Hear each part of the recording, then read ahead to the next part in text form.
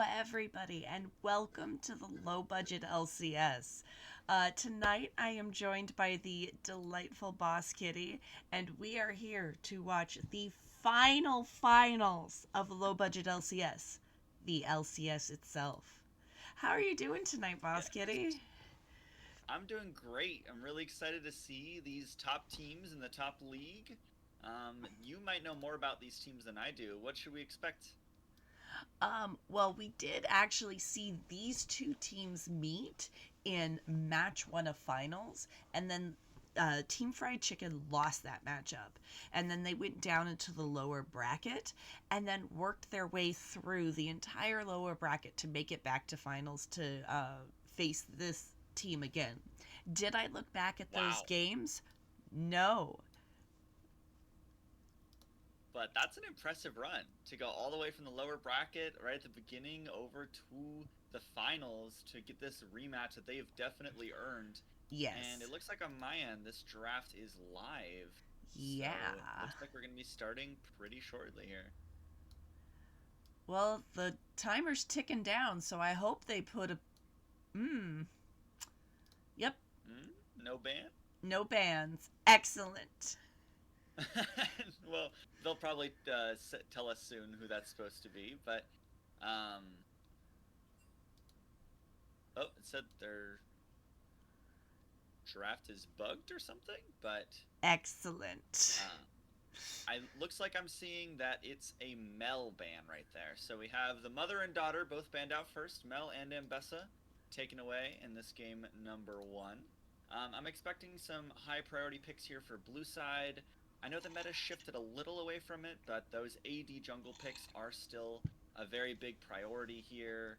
Some AD carry picks are still strong. I don't know what these teams like to prioritize, but rolling through these bands now, we should get our first pick of the draft pretty shortly here. Hopefully, we will see what these teams want to pick. Yes.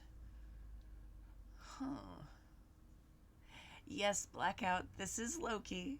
I'm feeling much better. Um, but yeah. The two teams are Team Fried Chicken and Lane Zero Glue Eating Reapers. Again, that's Who Lane Zero Glue Eating Reapers.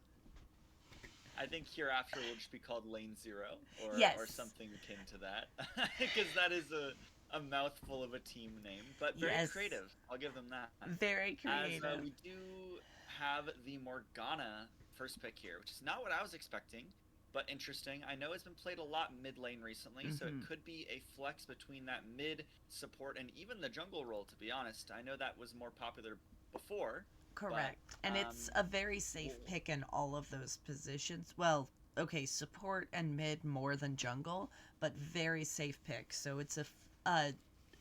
it doesn't give away what you want to do with your comp with that first pick. definitely, and it is mainly a neutralizer. It does a lot to just kind of sit back. If you're in mid lane, you can just hit W on the wave, get push, and kind of play back. And if you're support, it really prevents any sort of engage on your team with the Black Shield. But it Yes, looks like Lane Zero have responded with the Yunara and the Victor, already getting some scaling set up for their team. heavy scaling.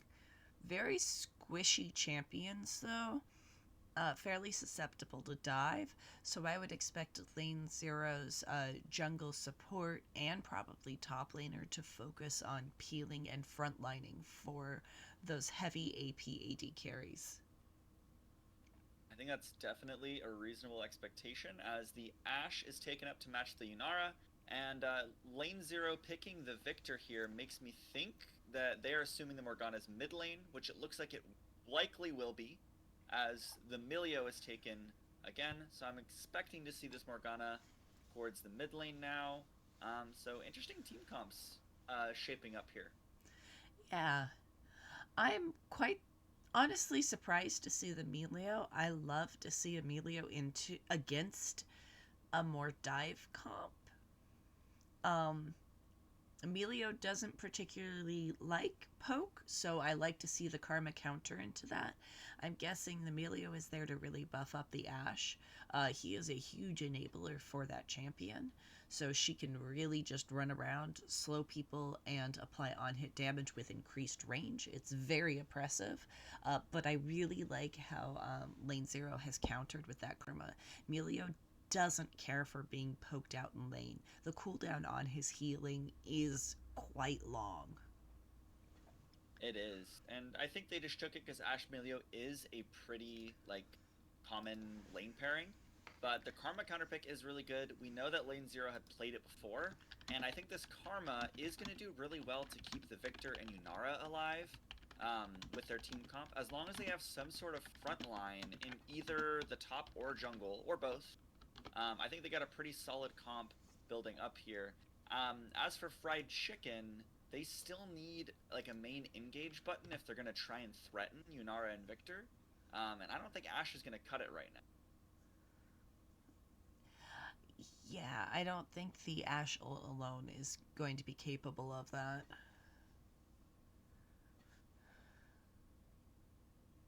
We do have some bans coming in from both sides here. It looks like the Kassadin and Vladimir banned from lane 0, so I guess they are expecting the Morgana might be jungle if they're banning mid lanes.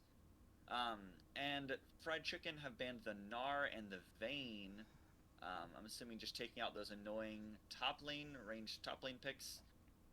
But it looks like the Mundo will be what lane 0 goes for here. Solid tank top laner and great front line for those two scaling carries. Yes, and that's exactly what we were looking for. I do particularly like the Mundo with the Karma Shield, speeding up Mundo to be able to land those cleavers in a team fight is can be a little bit oppressive. Yeah, definitely. And we'll see what they want to round out with here. I know some common Mundo counters are still up. I was gonna say like the Gwen or the Aatrox, but Scion is a very strong top lane pick right now, I and would be not a bad very matchup in the Mundo either. Yeah, it's a okay matchup. Just tank meat walls up there scaling up. I would have been very surprised if Team Fried Chicken did go something like the Quinn or a Gnar in to counter the Mundo, just because the rest of their team comp is so squishy thus far. They would have really needed a tank support to enable a carry top laner like that. Definitely. And the last pick up here will be the Kane, which you don't see very often, but is very interesting. And I think that was a pretty good round out there from Fried Chicken. They got their tank, they got their main go button now, which can be that Scion ultimate. And Kane can do pretty well at getting onto those backline carries and getting the job done. But looks like Lane Zero might be taking this Mundo in the jungle if we see this Ornn pick Oh, locked. Yeah, it yeah. looks like it might be a Mundo jungle, which we've seen pretty commonly lately, but probably still less commonly than in the top lane. Yeah, I do have to say I really like Lane Zero's draft. I love how they picked those really strong carries, both AD and AP, and then very much built a team around protecting and enabling them to pop off in fights. Um, yeah, the Kane is going to have quite a bit of heavy lifting to do. However, I love to see that what you were calling fried chicken, Team Fried Chicken needed in a heavy engage, Scion Alt happens to be a fairly significant engage tool. So you definitely got what you were asking for out of the Team Fried Chicken comp. Which team comp do you prefer? With how I like to play the game, and definitely Lane Zero, I think they have a very easy to execute game plan. Even the Ornn pickup on R5 is really, really good here. Normally, I say that you shouldn't save R5 for like a tank, because they don't really have that much impact on a game usually, where R5 can have that sort of impact. But the Ornn here does give them a second front line, increased scaling, and a full go button. The one thing that I thought they were missing when I saw the Mundo locked in was a way to catch the enemy, a way to get onto the Ashe, a way to get onto the Kayn and CC them if they need to, and that Ornn kind of just solves all their problems. Yeah. So their game plan's pretty straightforward. They have their scaling carries. They want to keep them alive. Yeah.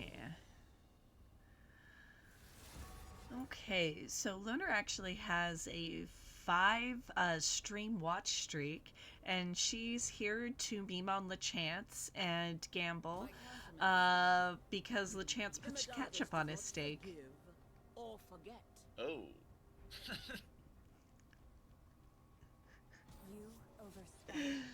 I That's love our interesting. I've never heard of that community. one before. We have the best people. That is something that is popped up in the last month or so, and has not died. And I remember thank talking you. about sauces before, but I don't know if that was what Uh-huh. stirred this Yep. discussion. Yep. You were, I think, just after the initiation, and then it refused to die. But Little Robot Man, with his 54-month sub, crazy.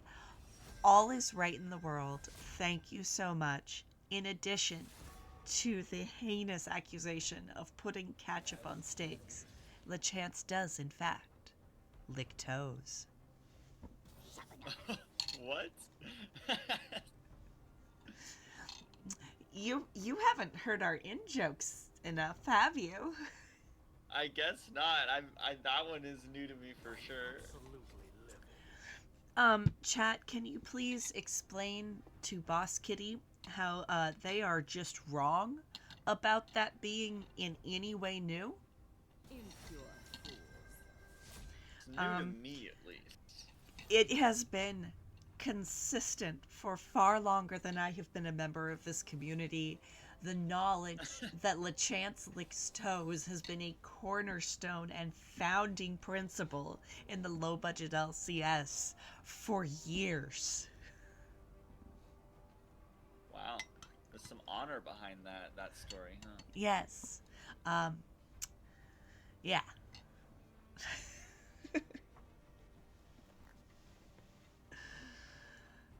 Okay.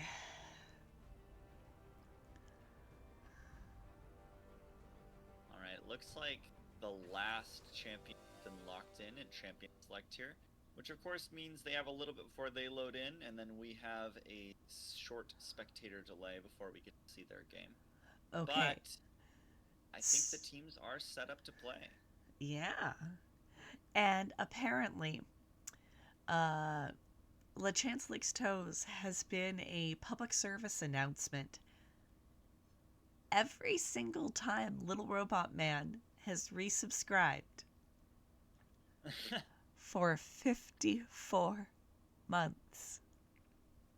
Which That's is, crazy. quick math, 4 years, 6 months, I believe? 4.5 years? Because, yeah, 60 months is 5 years. 4.5 years. Dang. So where have you been? I don't know. I haven't heard that particular story before or exclamation. I've cast for LBLCS a few times too. I'm surprised I haven't heard this with LeChance as well. Hey Lunar, my undergrad was in engineering. I'm capable of math, I promise. And I was economics, so. Oh, well, we didn't do the same type of math at all. No, but math nonetheless. Yes. Although most of the math I did didn't involve numbers at a certain point. Oh, that sounds scary. What was your least favorite thing to learn in undergrad? In undergrad, theoretical calculus was very tough, though the class I hated taking the most was English. I voluntarily took creative writing classes, and then they're like, you need to write essays. And I'm like, this is terrible. Oh my God, why? I love creative writing. My minor, or not minor, my related discipline was in English, so I did a lot of work with that too. Awesome. I did three minors because I'm a normal, healthy, and definitely a balanced person that That's 100% did crazy. not burn herself out. Yeah, don't do a double engineering major with a triple minor. Yeah, There's that my. sounds like hell. Yeah, med school was easier.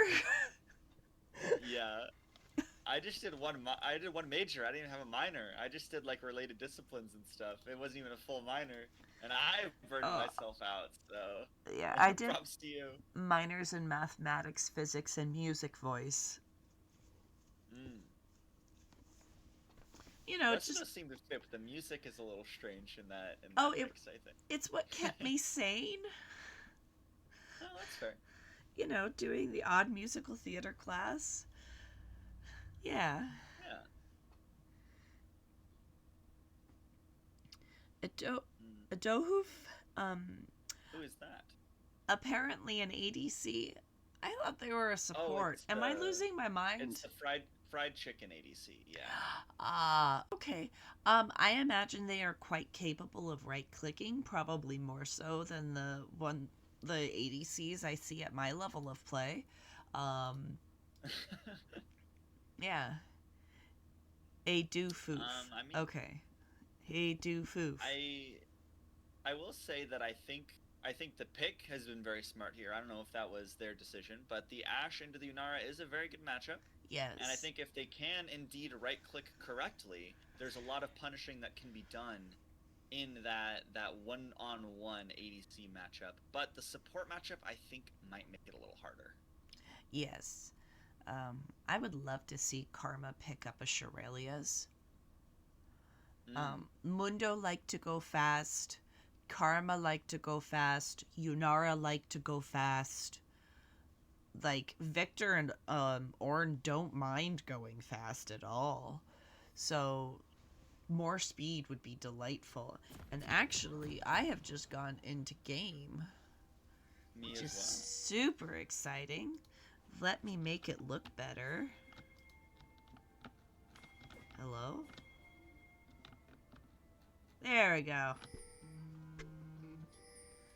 And we are officially on the Rift, and I'm assuming I should have asked it earlier, but this is a best of 5, correct? Oh, yeah. This is the final Yeah. finals. Is this So we're in for two? the long haul here. This is gonna be This is fun. very much so two scrolled out. Let me make that a bit. That's better. Okay. Awesome. And level 1 here just seems to be a 5 point from both teams. And We do I, see Fried Chicken pushing in a little bit more than Lane Zero wants to, but pretty yeah. standard all around. With an Ash for level one, that's threatening. Um, Definitely. and Lunar, I do go by Loki generally. Aurora's kind of like my middle name. I so rarely get it that it catches me off guard.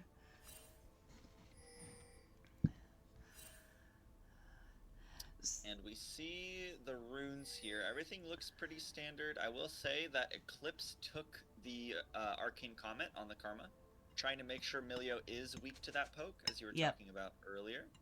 And Yeah. it looks like our Yunara went Cleanse, which is pretty standard. Just making sure you can cleanse the Ashe ultimate, and it won't catch you off guard in the mid game. It Mm-hmm. all looks pretty standard on the Rift, as the lanes have now begun. Actually, Ash doesn't have many really good targets, do they? Mundo's. Not really. I think it's the Victor and the Yunara, really. Yeah, and with the cleanse on Yunara, that's a doofu, doofoof, a doof, a do, has some really tricky shots to try and hit with that arrow. Definitely. And I mean, I've seen miracles happen with the Ashe era, so maybe it won't be too bad, but definitely did a good job to counter that Ashe era strength with the cleanse, with their tanky carries, with the karma. I think any of those can do a pretty good job at making sure that Enchanter Crystal Arrow doesn't get a lot of work. Yeah. Okay. But looks like both junglers heading towards the bot side. Pretty uneventful early game so far. Yep. I don't expect we'd see terribly much.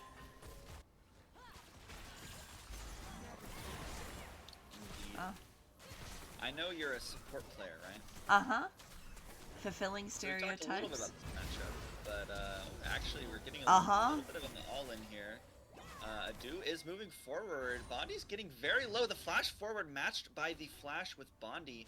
That is both summoner spells out of Fried Chicken's ADC, but only the flash and heal traded from Lunar Zero side. Or sorry, not Lunar. We do see Mundo ganking down here. Ashe going down and actually, dies under Cleaver's turret. going in. Oh, it must be a little bit behind you then. That's But what nice. I'm Good thinking. job, Amundo. 37, Yeah. 38, 39, 40. Okay, I'll move up to you. Okay. There we go. Okay. We got more fighting in the river here. Have to flash over the wall. As now it seems like the skirmish has ended, but that was a pretty valuable play there for lane 0. Actually, maybe danger here in the mid lane. Both flashes still up, but Earl King just walking away. That was very on the edge of life and death right there. Yeah. Now we have a party in the mid lane, it seems. Yeah, Sport roaming up with the jungler to try and take that scuttle crab, double scuttle, but Kane able to burn it down before getting that taken away from him. TP out of Scion into that top lane. Yeah, did TP back up, but I don't think will be punishable here. This is a very long support roam from Eclipse. It's currently just a 1v1 in the bot side, as they do see Kane hopping in. Ornn gets the double knock-up, and health bars are low, but I don't know if anyone's going to fall. Mundo got close. That was slightly worrisome, but close is not in fact dead. True. The Decimating Smash almost taking down the Mundo there. Is the name's glitched for you too? I see it's just called Dr. Mundo on here. So they have turned on streamer mode. Ah. So they will just be called Mundo. That makes sense, yeah. And That's all good with Scion. me. As we see Proto TPing back towards the mid lane here. And all is standard besides that one early kill for lane 0.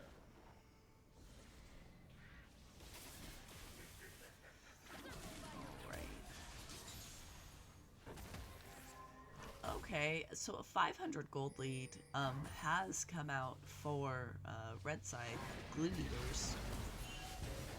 Gank on this mid lane though.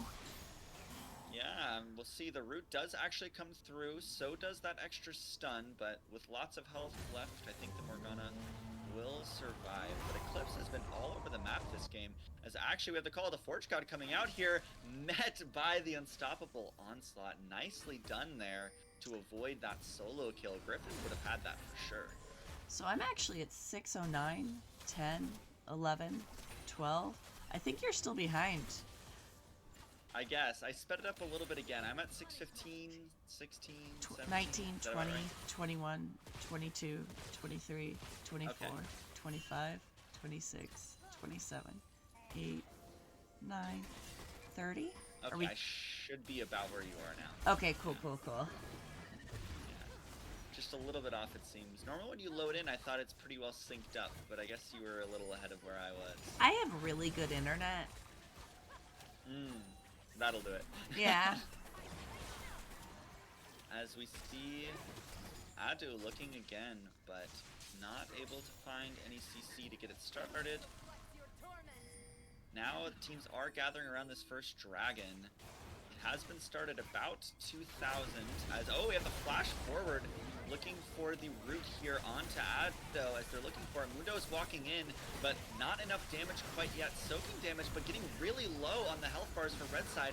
Morgana's here, gets the root off. Victor is late. Proto unable to get anything done so far as Ado will take over the last kill, and that is a 0 for 3.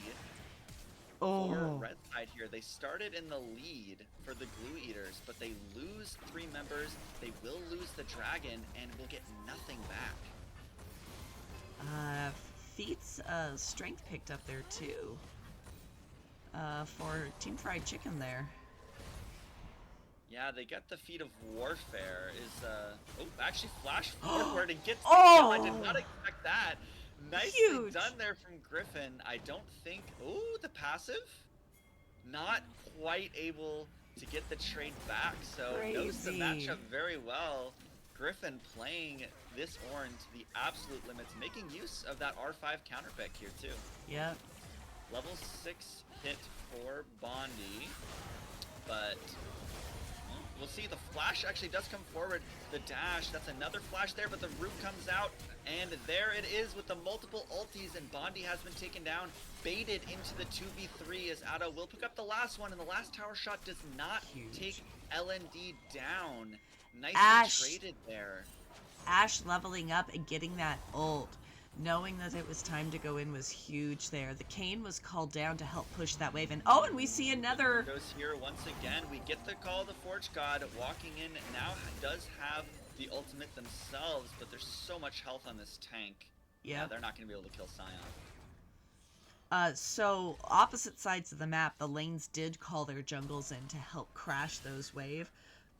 Mundo getting that wave crashed for Ornn, so they're able to not get it back. Sion able to cancel Ornn's back up there. I'm fighting in the river here, but nothing much to come of it. Slippery Kayn. Oh.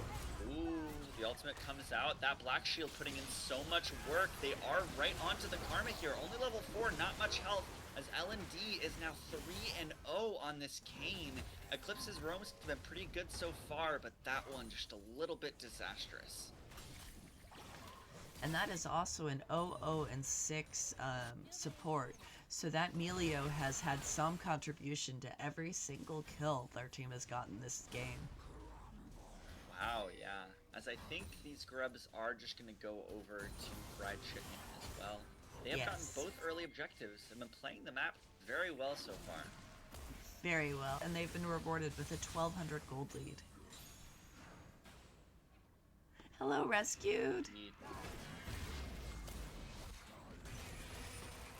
We see Sion trying to get on the other side of this wave. No mana left, just getting run down by Mundo here.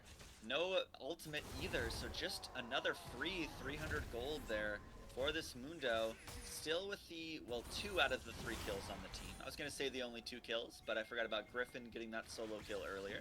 Yeah, that front line's going to be great. Yeah, a lot of gold on the front line so far, as the Heartsteel picked up there for Mundo. Just saw that flash up on my screen. So this is going to be one of those games where the top laner's damage is going to be absolutely crazy, beating on each other this whole game. Brittle procs, they've been doing a lot of fighting. Yeah, Sion passive just beating on these multiple thousand health targets. And I mean, whenever we look up there, they seem to both be very low on HP, so yeah. That seems to be tracking so far. As I think we are seeing some of the advantages we expected in Champ Select. So far, Ado and Vex have had, got a knock up under the tower. Got the call of the Forge God, but again made unstoppable, as this is the Baus proxying Sion. But no jungle nearby to stop him, so we'll just be able to proxy and move into the jungle. Very interesting choice here. I like that Sion used his ult to become unstoppable and prevent the Ornn CC. Might have an all-in onto Eclipse here, though. Still no flash, almost back up, but the ultimate comes down, and that is this poor Karma taken down once again. The other side of the map, this proxying Sion will go down. No more resources to commit there. They did get Proto on the move to take down Sion, but I'd say well worth it.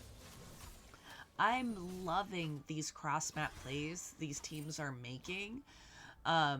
Glue Eaters have managed to claw back the gold lead a little bit, and they're less than 1,000 behind right So just these cross map plays are equaling the gold disparity, and it is so good to see these We high have to move levels. forward. The double slow, the cleanse from Milio, but Mundo is just healing so much right now. Oh, Fried Chicken's health bars are wow. getting so low. And there's the flash out of Proto. This is such a close fight back and forth, but it looks like we'll go away without any casualties. So much in and out play and cycling of their health bars in and out of the fight by everyone. That was so fantastic to see. But the regen on Mundo is significant. So Red Team steps up and starts that Drake. It looks like they're going to be able to get it fairly easily. I would imagine so. I don't think there's going to be any contest there as Mundo does pick it up. And again, we're back in the top lane because we got to follow our damage charts here. Yep. But that was really, really good discipline, as you were talking about with those two teams. No one was dying. They were playing it carefully. They were playing to their limits. We saw Mundo flash out right at that last moment. We saw Earl King use a great ultimate there, the Soul Shackle, trying to make sure we get the most value. But so far, teams are pretty even, I'd say, in these fights. They're looking good. Yeah. Are we about to see a play here in bot with Karma? No, just support's doing vision things. Indeed. I'm also a support player, so Oh, great. I feel that. Yeah. But I've been playing a little bit of mid lane recently too. So, Oh, that's play- my off roll play too. a We're lot doing of good. stuff. Yeah. I queue that, It so I looks like definitely Proto- get. Oh, Doesn't sorry, go ahead. everyone queue mid lane secondary, so they definitely get their primary role? Yeah, I usually do. But lately I've been going mid primary is the difference there. Oh, so you get it like half yeah. the time? Yeah, pretty much.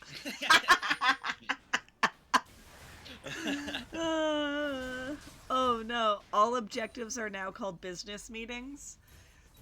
All right.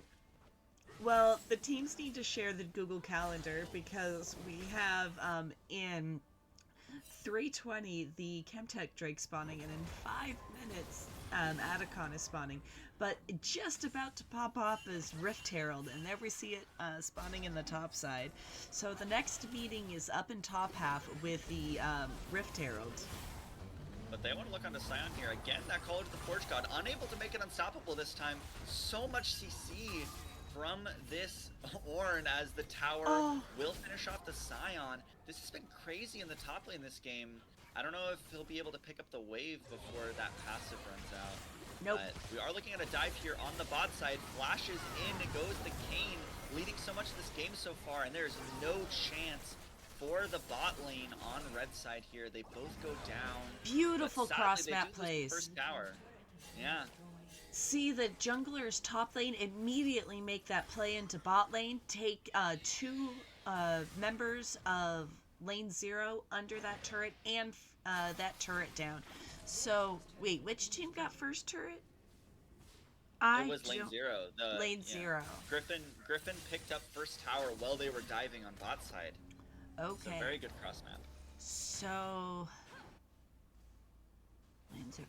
All right, so the next objective, are they even on it? They have to be even on objectives, or I would see feats on boots.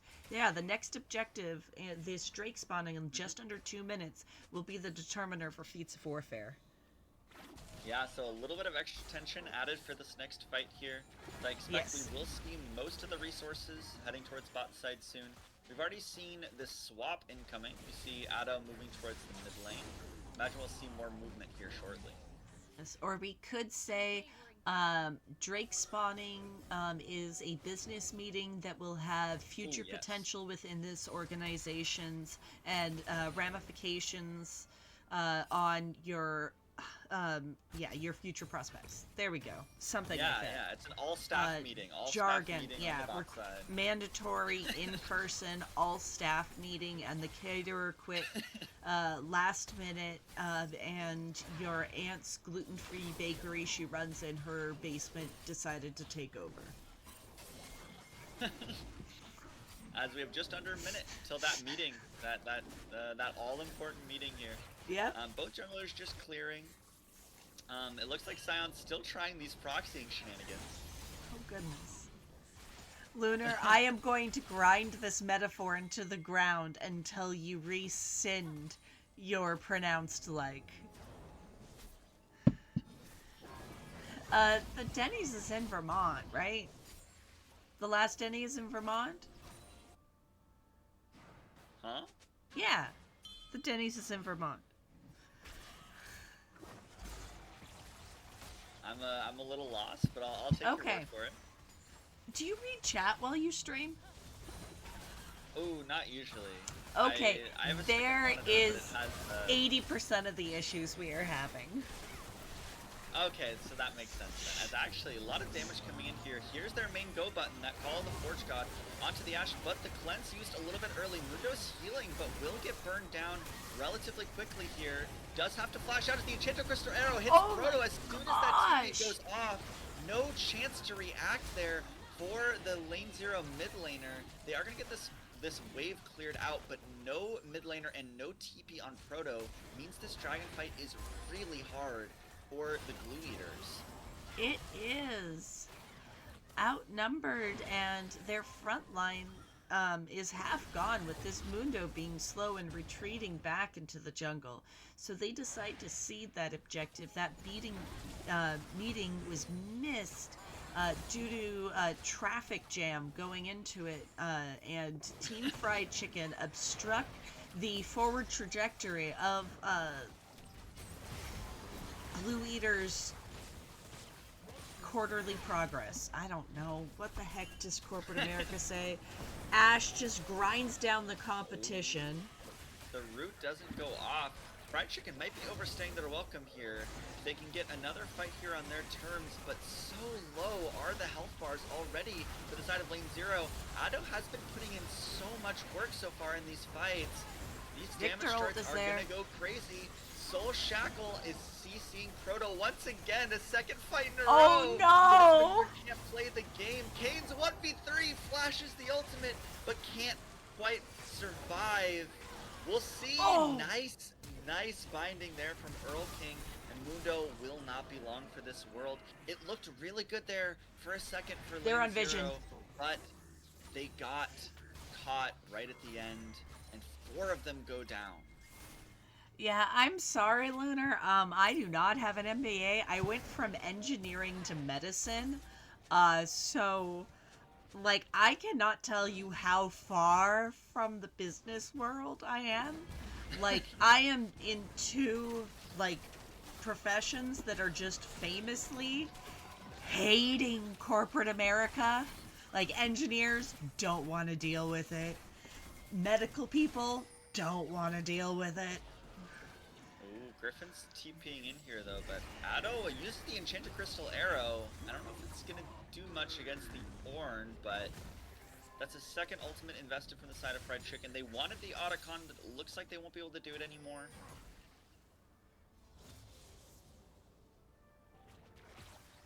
It's quarterly projections. That's it. Not projected quarterly somethings. It's quarterly projections. There we go.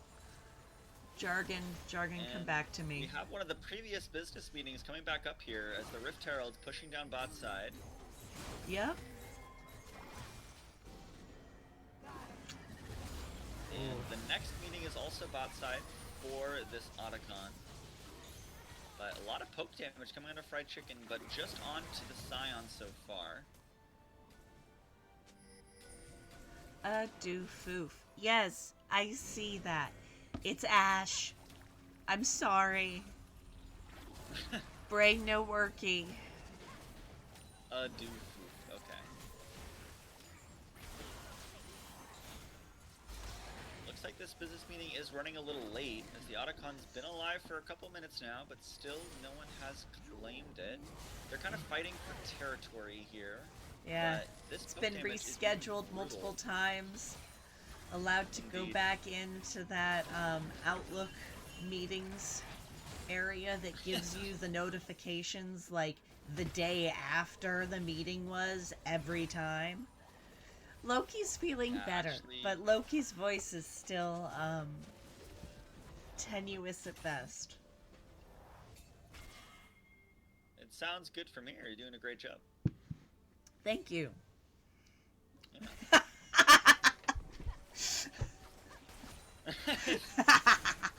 Ash. They're now Ash.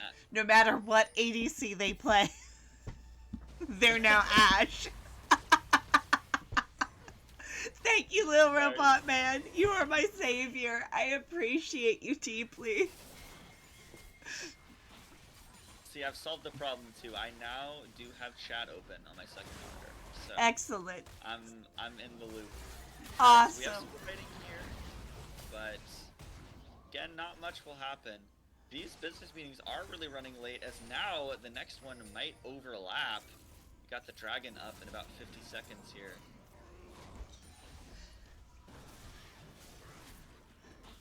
Okay, so Ash just got to lane against Ornn for a little while, and talk about boosting your damage numbers for the end game. Sitting there and getting to just beat on Ornn for a while, perfect. Yep. My co-caster tonight is Boss Kitty. Howdy, howdy. Yes. Apparently, at 7 p.m. Eastern on a random Monday, there weren't many people available, so you get half of Loki and Boss Kitty. Howdy. Yep. This is the very first game. There is always a chance somebody comes home from work in like a few hours and turns on the stream and listens to me and just goes, no. No. I'm taking over. Looks like Earl King did invest the TP to get back here. But, man, now we have two business meetings back-to-back on the bot side here. Yes, we do. A Dofu is absolutely Ash. outfighting everyone right now. Oh, sorry, yes, Ash, the rename. Yes. But, oh my god, LND just running this team fight on the backline. Literally 1v4 for a second there does go down, but I think that lane 0 have too little resources to work with, and Ash is just running them down. Has been doing so well this game with the kiting, with the movement, with that orb movement to get around the fight. So you were asking before about how we felt about Ash before the game, and I will say very impressed so far in this game number 1. Yes. And this business meeting has again been started. We will see if we can get through the agenda today. And it looks like the first business meeting will be concluded here shortly. And there it is, and we'll see about the second. Yep. Beautiful job. And that will put Team Fried Chicken on Soul Point here. So that is huge. Soul Point with about a 7,500 gold lead currently. So if you were to, I don't know, maybe look at Melia's stat line. Oh goodness. The blast cone takes L&D right into Oh. the middle of the team. That is so tragic, but the ultimate coming out here, that Umbral Trespass, actually does heal quite a bit. Holy but cow. I think it will ultimately be... Wait. Ah! Yep, there it is. Okay. The demise of LND 2012. And now with the jungler down, lane 0 could look at this Baron if they want to. That is a Business huge moment. We'll see. I mean, we still Ash have is here, a though. Dooku here. Ash is here. That is so much damage.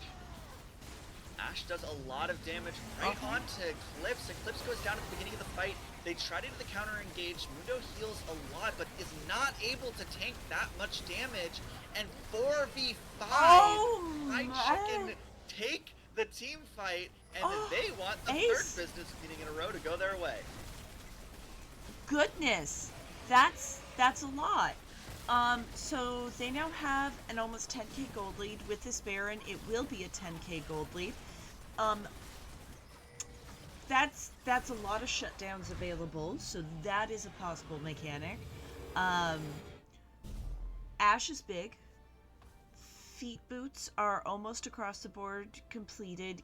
Clearly, Kane died to that blast cone moment because they have not gotten their tier 3 boots. Yeah, they kind of stood up their team for the meeting. Bad luck, really. L&D. And that is that's a sizable gold lead. So at this high level, um, I don't as much expect to see uh, as many great swings as we can in some of the other leagues. Oh, Oh, wow. oh, that Generous was arrow into the unstoppable gorgeous. onslaught. And So Proto, for good. the third time this game, actually doesn't go down, but could have been the victim of permanent CC right there. Oh, but here's LND, not quite catching them, Bondi. but so much damage Ow. from Fried Chicken with the Baron. They want the base. They're moving in. Oh See if my we can do it. gosh, Ash is just huge.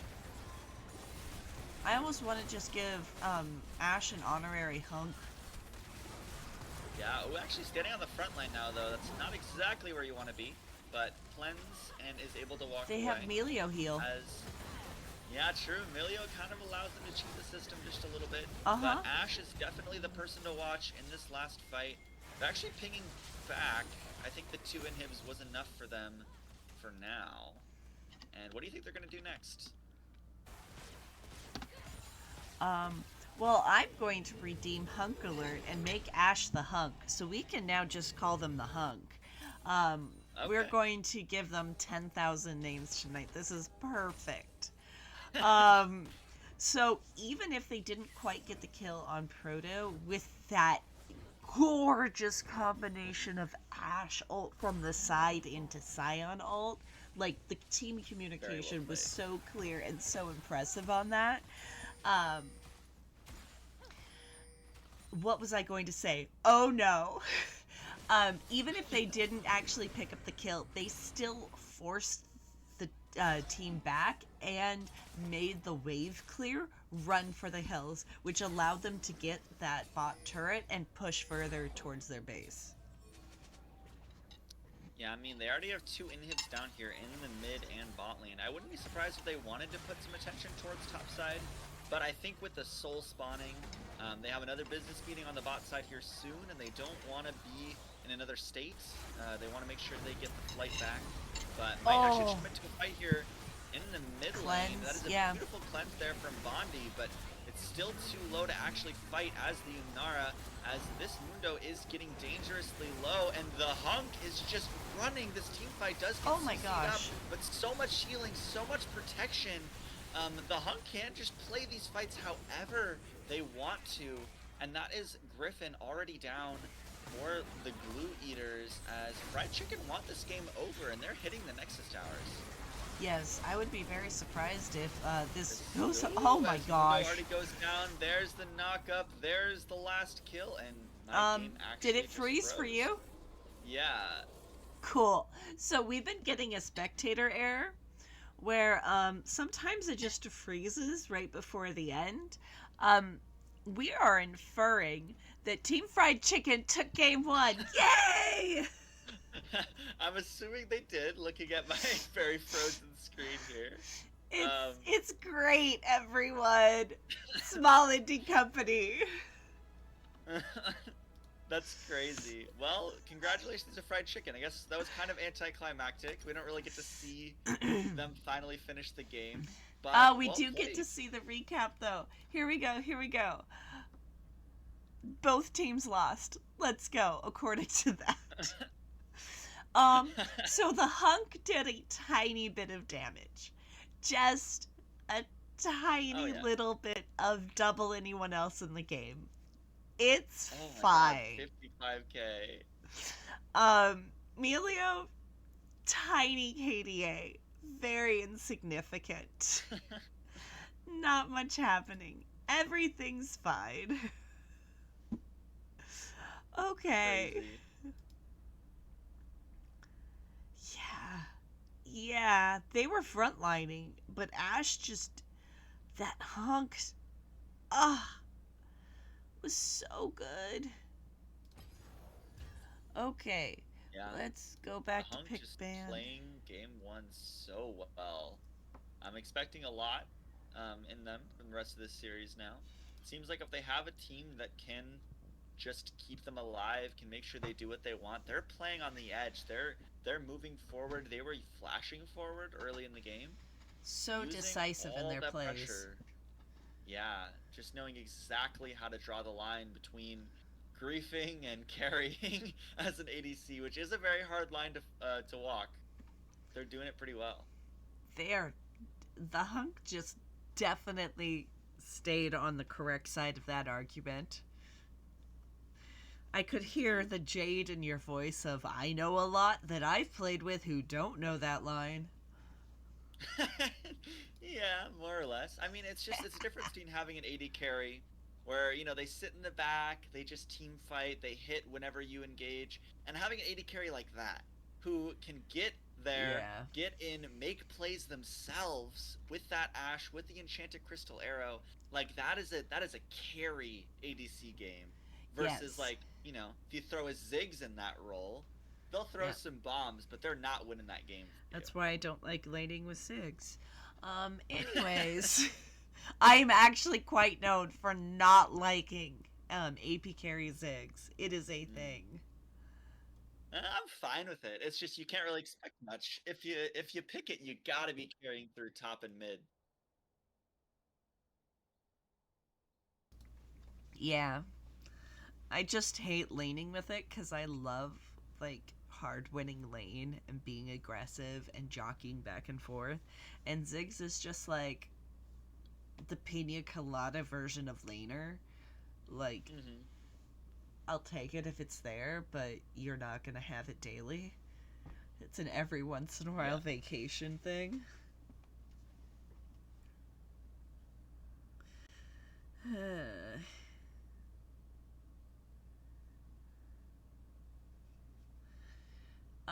Lunar, I believe they specified the to a margin they will not like portion of it.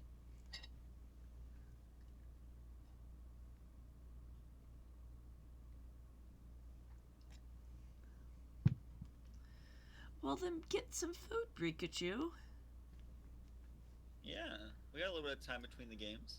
Yeah. I mean, one team is like not around. This is fine. Do they use the same lobby or are they making a new one? I think so.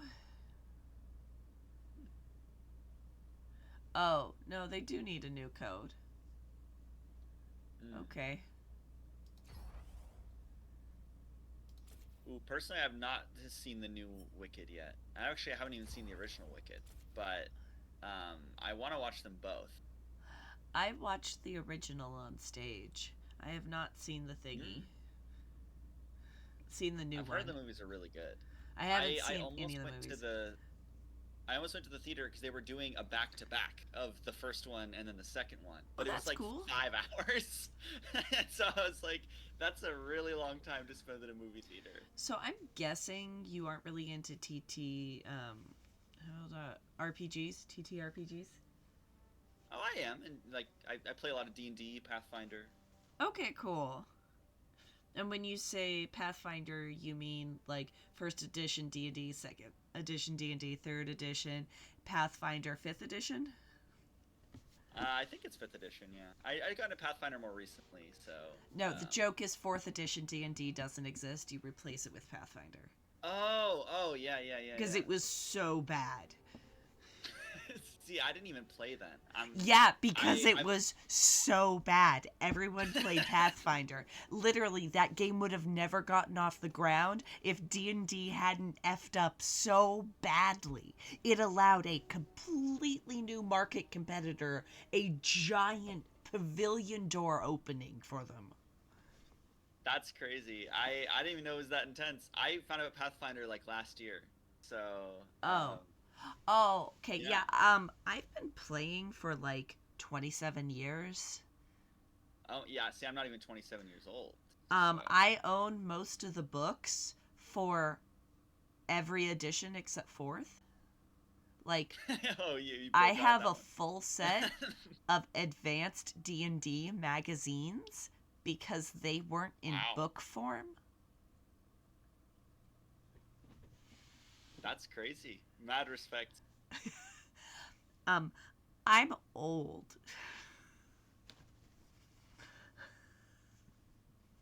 Yeah, I have a bookcase of gaming books, people. I have Werewolf Apocalypse, Vampire Masquerade, the Star Trek Next Generation game. I've played Travelers. I am old. Okay, Lunar, I have told you I'm old. You don't think I sound old. How old do you think I am?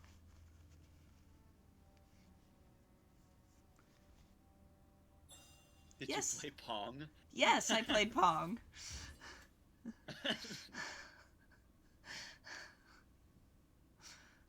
And Snake. And Pac Man. And That's crazy. Asteroids.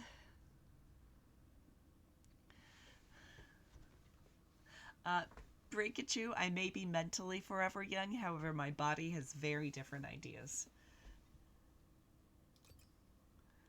Okay, let me get my co-caster in here. Ooh, yes. So how old are you? Or, oh wait, you still have to guess, huh? I am 40 years old. Wow.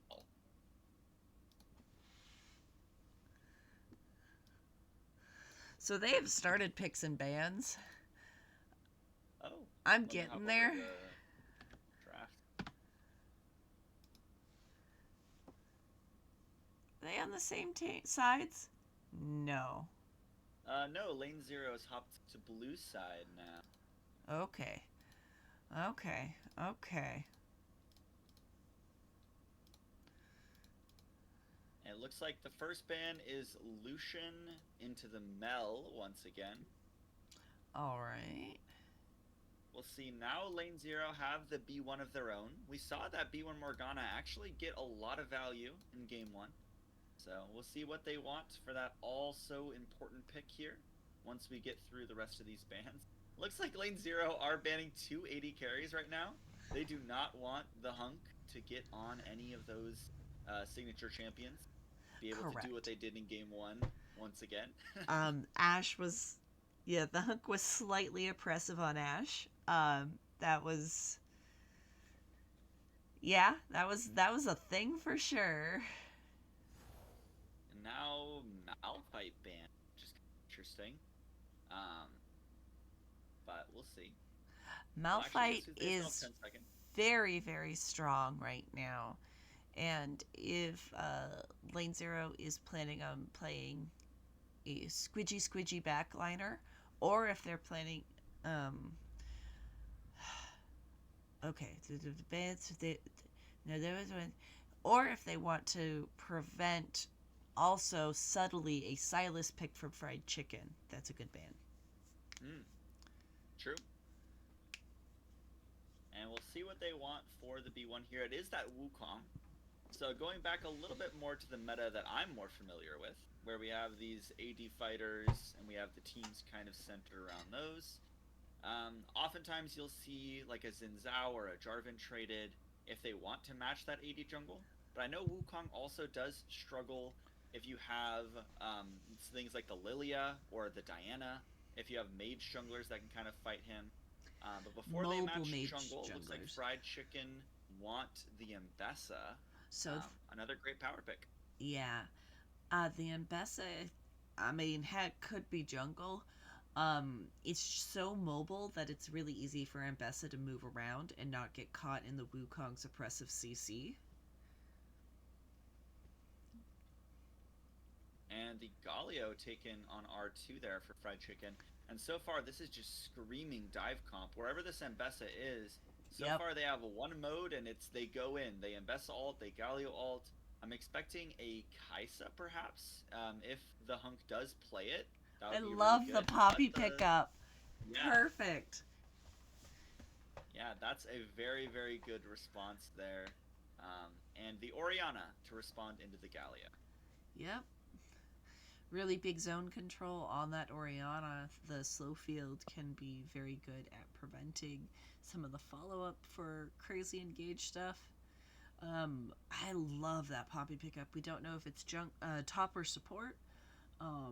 Doesn't matter. Just needs to exist, and it can shut down so much of what Team Fried Chicken have shown they want to do. MF. That is an S tier ADC right now. Isn't it Yeah, the I've heard. first strike build or the potions thing? Yeah. I think there was a couple buffs that did well for Misfortune. Either way, in this game, I think that the lethality, the first strike, the collector build is probably best. If the rest of your comp is diving, you kind of just want to sit back and channel that bullet time. If you have to go forward and hit, it's really bad when you're dealing with a Wukong and an Oriana with that shockwave. So we'll see what they want to pair with it in support. But I imagine any sort of engaged support should do really well here. They want Leona or Rel. They just banned a Braum. That would be my guess. Either of those are good. The Rel is the classic pairing, but Leona also does really well. Leona's my favorite. Me too. My highest mastery support personally. Oh, now we're gonna have to compare because she's my highest too. What's your mastery? Oh really? Uh huh. You're probably not very much. Wait, what? I'm mastery 18. Wait, Oh, just a are second. they? No way they switched to a No Seraphine. way. No. What? Oh, interesting. I don't know why you're bending the Braum then, but That was. wow. Also, very interesting to blind support when the jungle is already showing from lane zero. They I think it's wonder if Poppy that support. is maybe, yeah, that could be.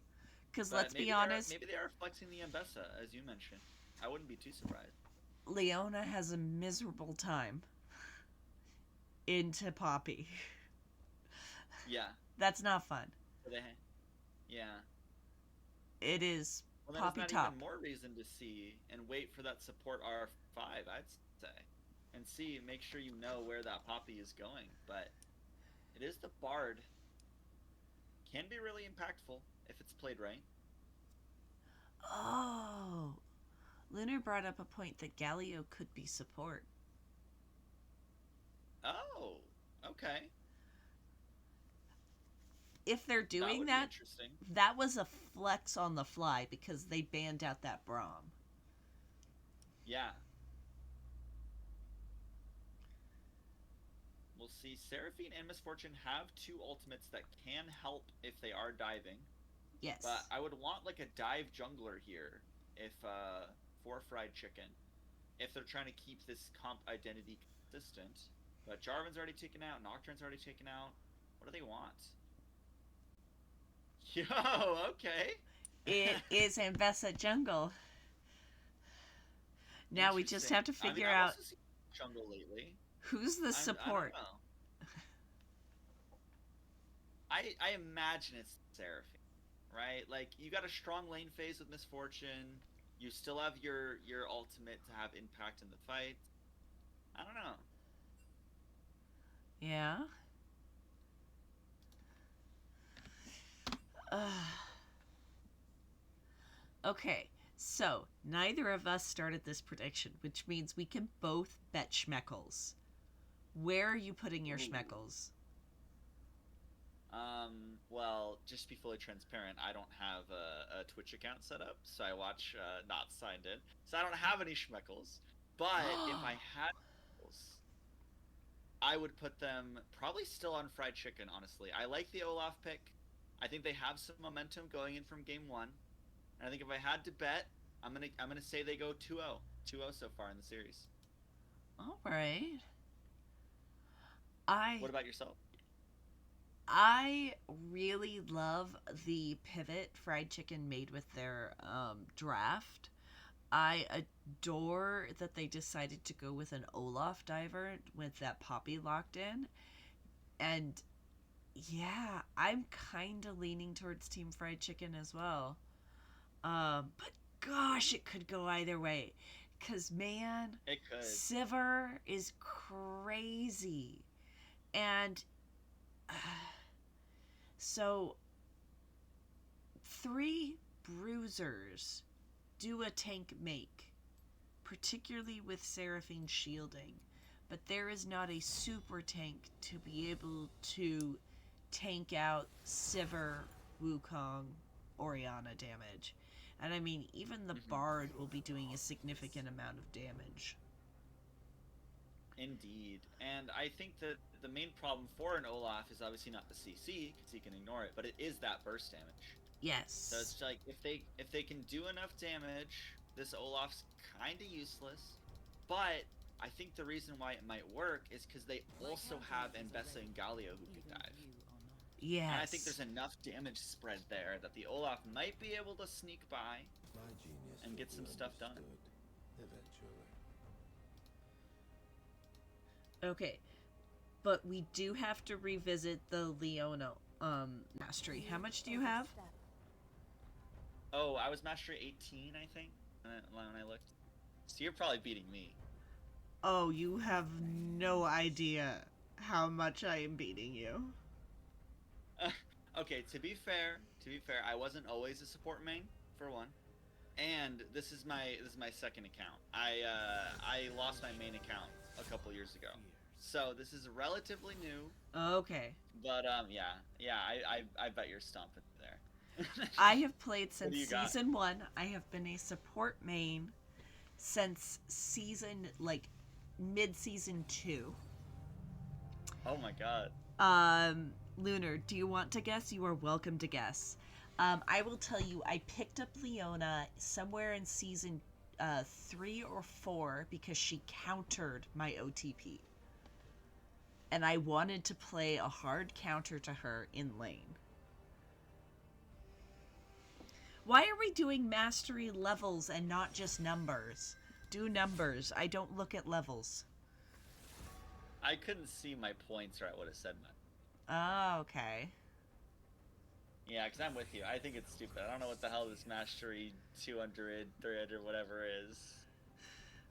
Who dares defy my will? Oh, we're both a bit quiet. Okay, so what I can do is I can go into settings and game, Think carefully, my and turn that sound down. That's probably a little bit low. How's that? And then we should both be a 14 little bit million? louder in comparison. We have a third person? Did did I hear Jurith briefly? No. Oh. I didn't hear anything. Okay. I'm imagining things. It's fine. Okay. Okay, so it looks like it is Mbessa jungle. Oh, maybe not. I see Ambessa Mbessa top switch. Olaf jungle. Is what I Yeah, see. okay. They had locked in Olaf first actually, but they just switched as I started talking. Or Okay, is it that the just client bug? switched. Yeah, Because it's a bug. now Wukong and Poppy. Yeah, I think it's the bug. So it might be Olaf top and Bessa jungle because that's what they originally locked in. Yeah.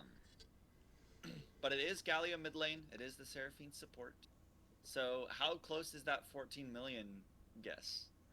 Uh that is too high. My number is actually 1.66 million. Okay, that's still crazy Um though. but she's only one of 3 champions I have over a million mastery. Oh my god. I've been playing since I think season 3, like late season 3. So Well, I've been playing a while too, but not nowhere near that many points on one champ, that's for sure. I've been playing a little bit longer. Mhm. Mhm. Also, throughout the entire existence of the game, I have had the freedom to decide when I want to play and when I don't because my mommy can't tell me no. That was a struggle for me because I started playing at the ripe age of 9 Oh years my old. god! Do you realize you are so young? You're below the age I even babysat for. That's crazy. You're in Yeah, no, potential child territory nearly. I am still not legal drinking age. So Oh no, you're not. You are. I'm old enough to be your mother. Not in hypotheticals. that's crazy.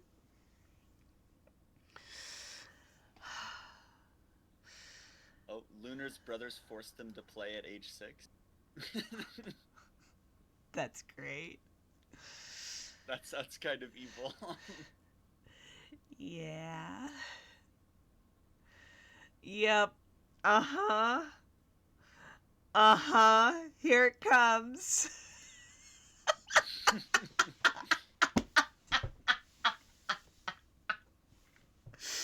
I am old. Yeah, So how'd you get into League? If you were probably older than a lot of people getting into the scene, I imagine. Oh, well, my friends brought up, hey, there's this new game coming out. It just came out of beta. You should play with us. We'll learn it together. And, Mm, very shortly after that, I got into med school. And my husband had gotten me into, PC gaming in World of Warcraft, like, when I was, age 22-ish. So that's when I started playing computer games and digital stuff. I was very much only interesting. tabletop gaming or play outside building shit all day. So I did not grow up Nice. playing computer games, um, which is very different than most here. That's why my mechanics suck. That's my excuse.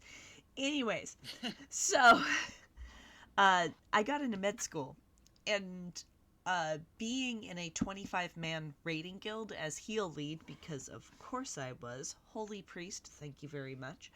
Um, that wasn't exactly okay to do while in med school. So I found the format of League with having these finite game times allowed. I was just kicked from the Oh, party. me too. Do you have anyone from the game friended? Oh, for the love of God, I hope I do. I hope I do. I got invites. Oh. Oh no.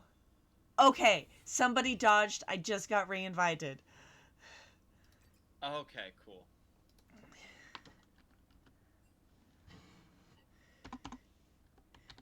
Oh.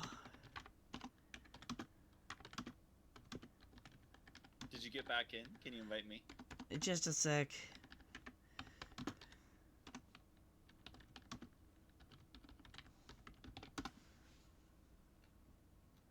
Okay. Getting you. Boss Kitty, invite. Perfect. Okay.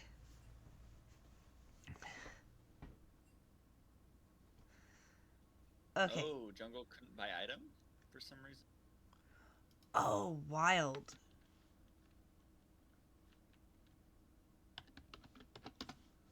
Yeah, we have to make sure we don't miss it. Eclipse is now Habibi. Eclipse is Habibi? Yes. Oh, that's. Uh huh. Yep. In my mental state, that'll last a long time. Great. Yep. It's going well.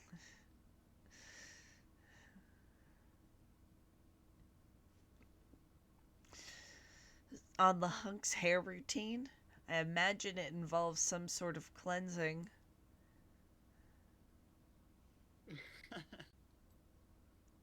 Okay. Wait, if they are blind picking. Oh no. First. Okay. They are tournament coding. We're good. Oh, so now we have to go through the whole Everything's draft fine. again. Yeah, we get to go through just chatting so much longer. Um, Yeah, so basically, Pomodori, like the timer thing, wasn't really a thing when I was in school. It came out like Mhm. when I was already in later on. But I would play a game of League and then study for like 30 minutes, really hard, really concentrated studying. And I was a Mhm. major flashcard person. I have literally like these long boxes for 3x5 flashcards, and they're about 11 inches deep, like bookshelf depth, and I have like six of those just filled with flashcards. I Oh have my made god. thousands of flashcards. And I would just study like crazy, like write my flashcards, go through them. Loading screen, I would go through flashcards. I'm a big pacer. Was not diagnosed ADHD at the time, but I found my best way of studying was actually just like walking in a circle or back and forth in my backyard with flashcards, saying it aloud and walking. Um, Hmm. Genuinely, people with ADHD have your study time very concentrated in short periods, have a definite end time to it so you don't go too far, and be active. As much as you can, be active. Like, if music helps you, great. If it doesn't, don't do that. But any way of studying that allows you to pace while learning, oh my gosh, it makes it so much easier to keep going Agreed. because you feel more productive. I used to walk around my neighborhood and listen to my lectures in college for my online classes. That Yeah, was very, very good way to learn. I used to record myself and play it, the cassette of the recording, on my mother's Walkman while walking. Nice. Yeah. Mm-hmm. I still own a few cassettes. I have a I don't functioning think I've seen a cassette in iPod. decades. Yeah, iPod? Yes, iPod Color. That's older than you. There's a good chance my car is as old as you.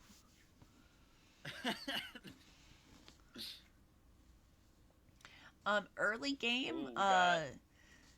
importance on business meetings. It depends what your team wants to do. So, if you have a push, push, push comp, and you're going to have a strong split pusher, or you have something like Ziggs, Tristana, Caitlyn, and your goal is to kill the Nexus by killing all the turrets and all the things, you're like, I don't care if I lose a team fight, if I get three turrets on the other side, great. Then Void Grubs. Void Grubs is your jam.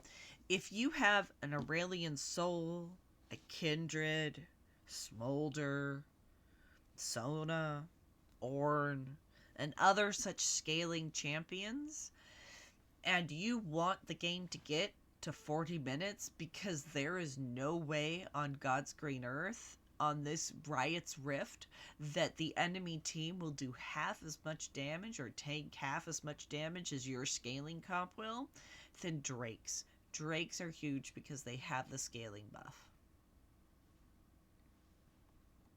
What about you? Which business meeting do you think is more important early game? For me, Yeah, Lunar asked in chat. I. Oh, yeah, yeah, yeah. I am a dragon lover all the way. I think grubs are really good, but, like, I don't think they're worth dying for. I don't really think dragons worth dying for either, because, you gotta stay consistent. But Oh, if I had to choose between having two dragons and three grubs, or, like, even a dragon and three grubs, I'd probably choose the dragon, honestly.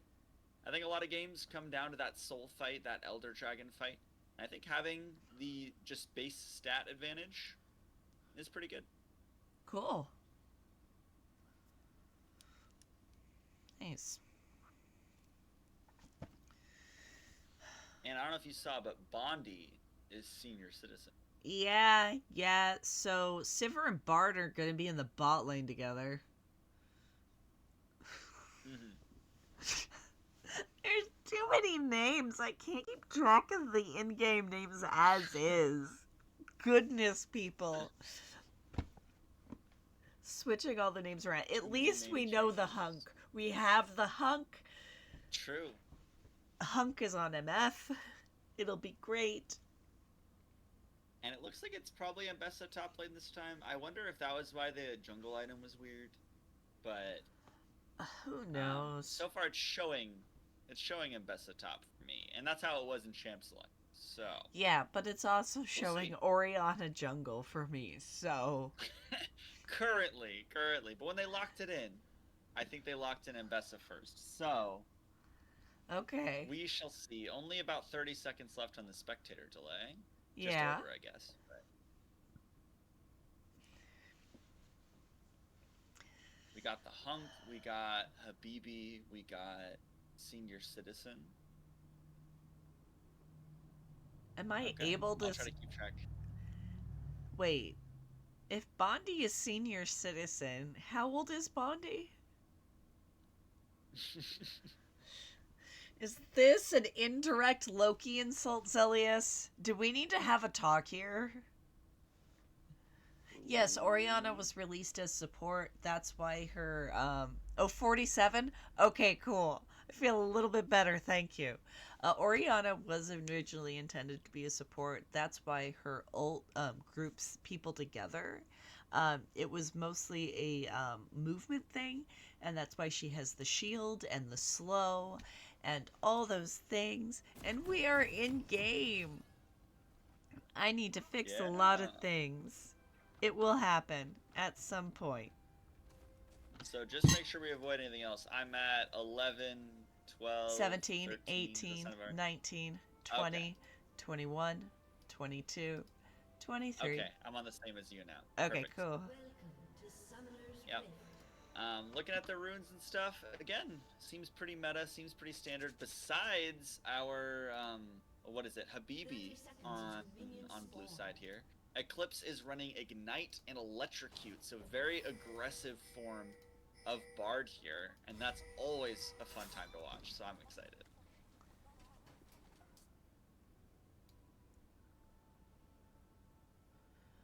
I'm figuring stuff out. We're good. Everything's fine. Ooh, as we see Wukong and Griffin getting the ward down, and actually L&D is unable to clear it, so they will have a little bit of info here in the early game. It is Ambessa top lane, which I think it might have actually been better to try and swap them if they do play Ambessa jungle, because I know Ambessa into Poppy is pretty miserable. Ambessa can't do the one thing that she's really good at, which is dashing. So we'll see how it goes. Yep. Okay, now I'm actually able to like look at the screen and stuff. This is good. Is this too zoomed in? Good. Nah, it's fine.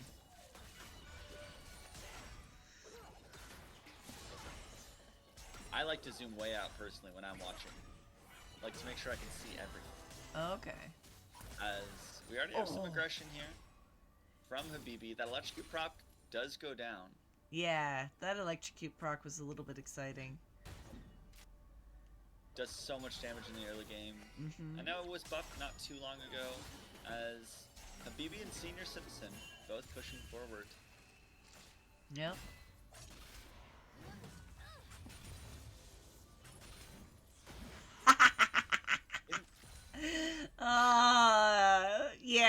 Yeah. Only when Ambessa's on your team, though. The enemy Ambessa is really, really good about finding your ADC when they're over pushing a sideline by themselves and the objective's up on the other side of the map.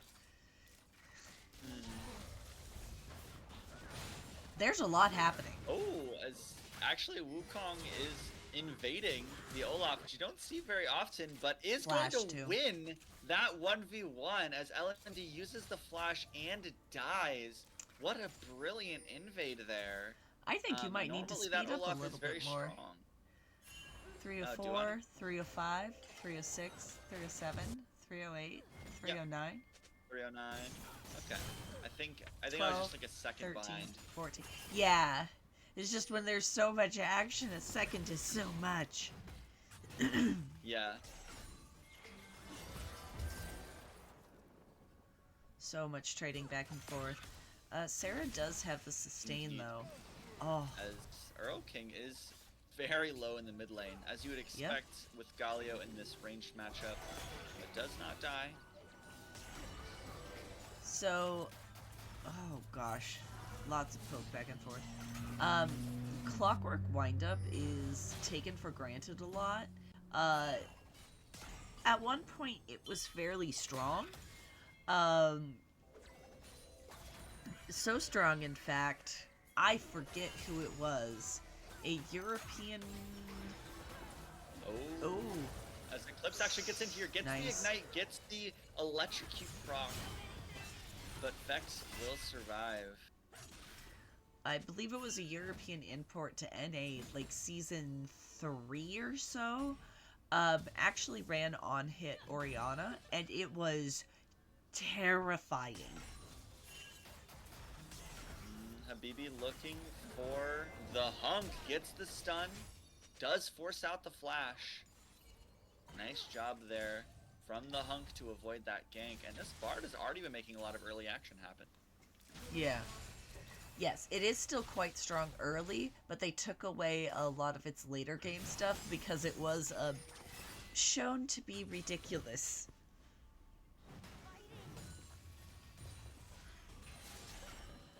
That Okay. sounds very funny. Back in the day running on hit. Yeah, it was hilarious. Well, you weren't around for the Sivir top lane meta either. No.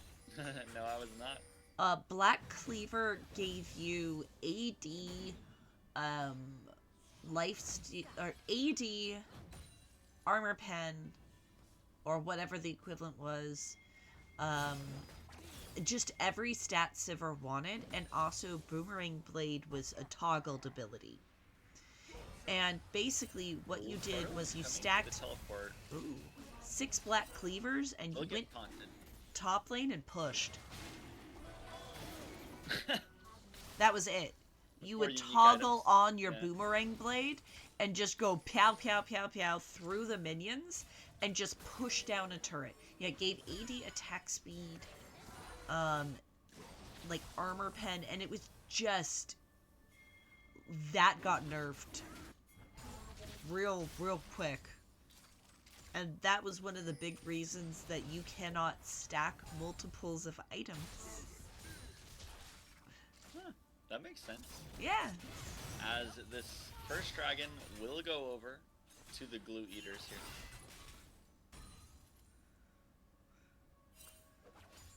Okay. And Habibi looking to gank their own lane once again. Bard doing Bard shit.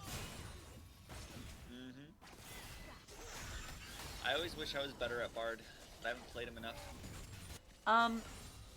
I honestly cannot say I have ever had that wish.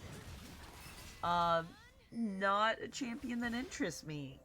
Just, it's something that I Fair. must tolerate when it's picked.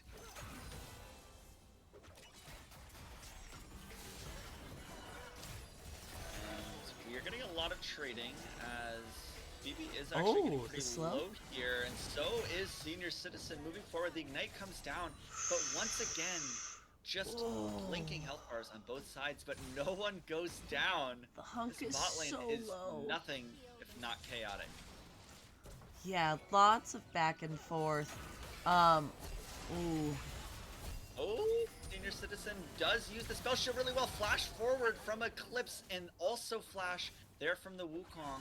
Alongside that, Cyclone picks up the first kill here and will pick up another. Now 3-0 is the jungler for the Glue Eaters. They got a kill on Olaf earlier. So, yeah.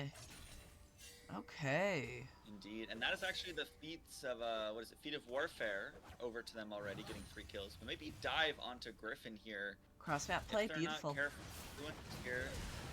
Yeah. Oh, does beautiful flash. Oh. Gets the ultimate out. Earl King's here, but not enough damage. Grounded. beautiful play Oh, from Griffin. Griffin!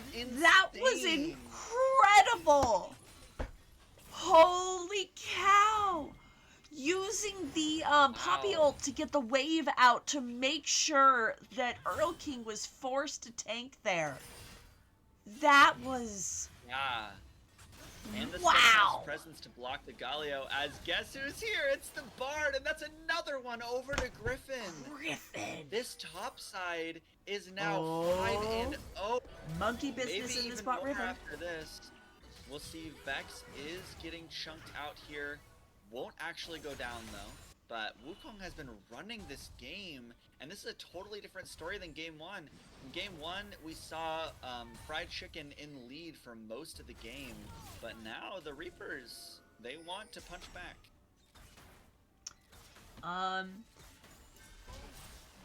Poppy's got some gold in her pocket. That was... Indeed. Blue side buff. I mean, these teams, I believe they took it to 5 games when they met in the first round. And I would be very, very surprised if these did not have some back and forth as well. Yeah, I mean, I can see why. Like you were talking about in Game 1, those cross-map plays are clean. They both know what to do with their advantages. I think the only reason that a Fried Chicken won Game 1 so decisively was because of the hunk. Just being able to play so well and navigate those team fights. But Yeah. so far, the Glue Eaters are popping off in this game number 2. Mm-hmm. The hunk hasn't been able to really influence things much yet. Not yet. MF's a little bit different than the Ashe, where you can kind of, make plays, move forward, have your own agency. It's a little bit different for Misfortune, looking to get items and be able to hit R. As Earl King is 1v2 right now, but we also have some fighting going on in the top lane. Here's this Olaf. For the first time this game does have Ragnarok available. Pops it maybe a little bit late. Flashes forward. Unable to get that first kill. Goes over to Habibi. Now using the ultimate. And this is a bit on a knife here. But with enough mobility, Earl King might go down here. Ooh, 3-man taunt. And the heal from Vex. Looks like it will keep Earl King alive, but just like Game 1, these fights are on a knife's edge. So much back and forth. Oh, public execution going in on top side. Very, very low already on Mbessa. Probably was not tracking that keeper's verdict, but man, this is close. Ugh. Okay, yeah. When the support can auto-war with the enemy ADC and win, that's fair. I'm fine with that. So Yeah. Lunar, I love the fried chicken reference. It is fantastic. Unfortunately, the chicken's already fried, so rather than, like, the chickens are getting fried, the fried chicken is being put hot into a styrofoam thing and then wrapped in a bag and left for 20 minutes on its way to your house so that the fried chicken is soggy and falling off the meat pathetically by the time it gets to you. So basically your fry is getting soggy. That is my metaphor. And I will say that it looks like the Glue Eaters have already claimed the feats of strength this game. They got the first 3 kills, and so far they have 3 objectives. So they will get those upgraded boots very early on in the game here. Yes. Oh. Good damage onto Seraphine here. Forced out the flash. Nice job. So hard to survive as this support. Trying to get vision down, but there's always the enemy jungler. 3-0, full item on the Wukong as more fighting in the top river now. Eclipse is under fire here, but very confident, actually moving forward. Griffin now in stasis, with Vex, but will just take it on the other side. But now he's on the wrong side of the map. What can they do here? But there's enough backup coming back. Proto is nearby, and there's the stun. L&D stands no chance, and even in their own jungle, Fried Chicken cannot hold any ground right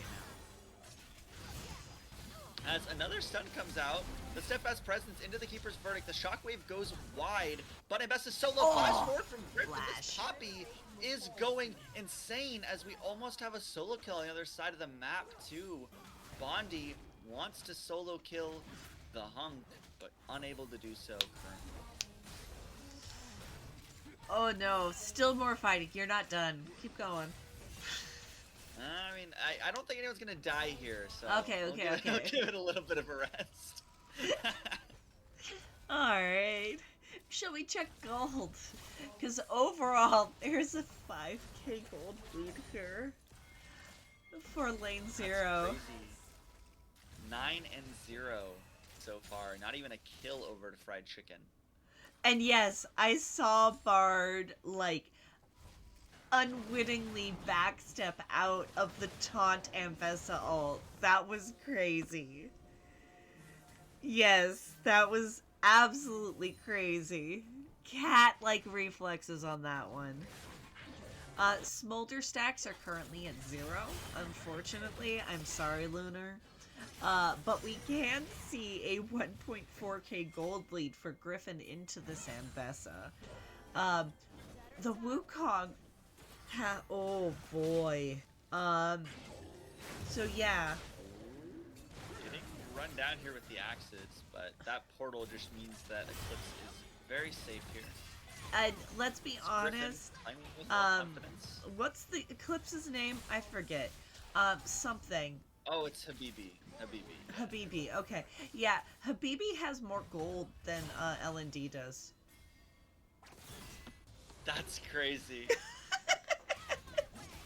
That's crazy. That's how you know where the gap is in this game so far, as that Temper Fate will find Vex once again. The stun actually doesn't go, but that was Vex just misses the that edge. ultimate. That was so Just close to barely. hitting. If they land that, L&D might have an angle too. That's so sad. That could have been a very good play. The one bright Good side I look, do though. see here for Fried Chicken, all of them now have an item except for Vex in the support role there. But they all have their first items completed.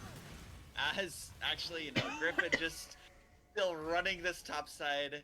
Incredible, got the ground right into the stun here as L&D now maybe a little desperate to find a play of their own. Does pop the Ragnarok, but unable to follow currently. CC immune, the Ignite comes down, but no longer immune, wasn't able to hit anything. Galio comes out to Now Earl join. King here. Yeah, does get the double taunt, but I don't know where their damage is. I think that our senior citizen and Habibi are just safe here. Looks like Fried Chicken don't get much of a cross map. Ooh, Yeah, forward, but LNG Orion goes is here. down to Proto. That is 2. The Shockwave actually misses, but double kill already over to Proto. Didn't have the best game 1, but is showing off on the Oriana here in game number 2. Gets the flash out of the Hunk before leaving, and a nice run there from the mid laner. Yep. That was a 3v4. And they are looking to dive this MF under her turret. Yeah, I don't see much chance there for Yep. the Hunk. Just can't do anything under tower, and this is a pretty helpless game, it seems. The only kill has actually been on Ambessa. I guess we missed a solo kill in the top lane during all those shenanigans. But I guess Griffin went down, gave over the shutdown to Ambessa there. But not much of a silver lining, really. Boss Kitty, I have bad news. We're 17 minutes into the game, and red team has bounties available. Oh no, that is not what you want to see. Oh, actually, waiting in the brush in vision does get the double stun, and this is just so cooked. Tempered Fate actually LFK gets away with 1 HP so far, but Earl King is stuck in the middle of 4. Even the tanky Galio cannot survive for long. Ugh. Man, this is looking rough for Fried Chicken. Yes. Yes. So, technically a sombrero is only when it misses because her ball comes back to her, and it centers around herself. So it is only a sombrero when it is on the Oriana. It can miss out on the rift and not be a sombrero, but it's called a sombrero because it's a circle around her. I'm All not right. familiar with that one too. That's cool. Yeah. I actually watched live the cast where that was come up with. So, as I was seeing in game one, I am far less optimistic that there will be swing backs from deficits in games like these. So, at this point, I would imagine um, Glue Eater's probably going, alright, so probably not red side next game. Or, sorry, Fried Chicken are going, yeah, probably not red side next game. Let's go back to blue. Blue side is great, and you know what? This is now a best of three. We know these. We're 1-1. No biggie. Go next. Cause yeah. Yeah. Mm-hmm. Yeah. Yeah, this one's looking pretty rough. I think that a major thing they could have changed is the engage. Oh, never mind, as the hunk is getting collapsed on. Does get the assistance there from Earl King, but not enough to keep them alive. As Oh, Senior they got a Citizen coming kill! down, they actually do get the shutdown onto the Senior Citizen, but now Olaf's stuck in the middle of their team. L&D is trying their best, but will go down. They get one back, but they trade two for it. So not great for the side of Fried Chicken. They got 800 game.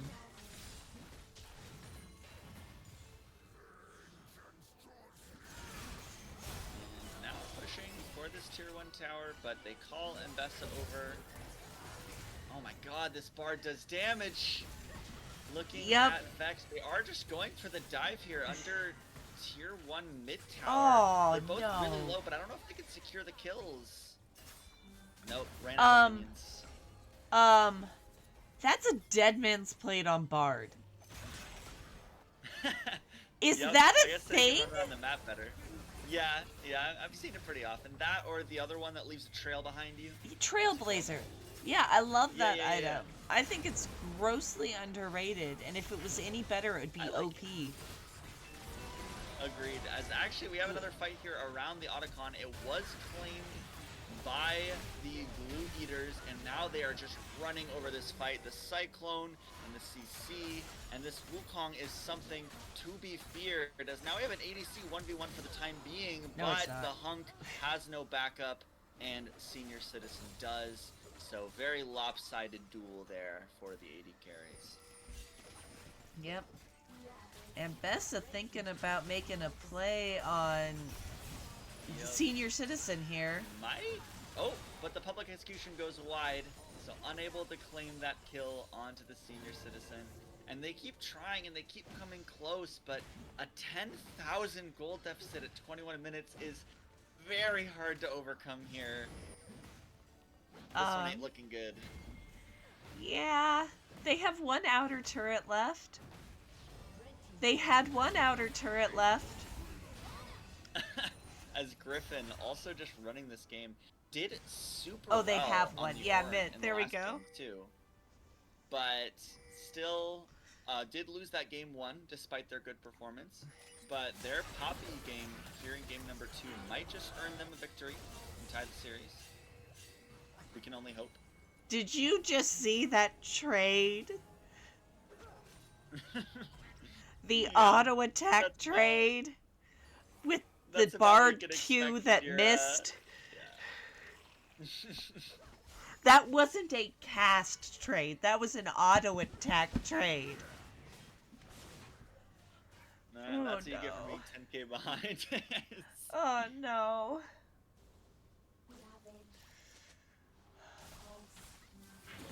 As Mbessa might be chunked out here. I don't think we'll die, but oh, Vex just walking right into Fog once again. Half-healthed before they can even get any priority here. I think that By Fried the Chicken tank. are looking for some sort of cross map, but it's so hard to find it at this point. Yeah.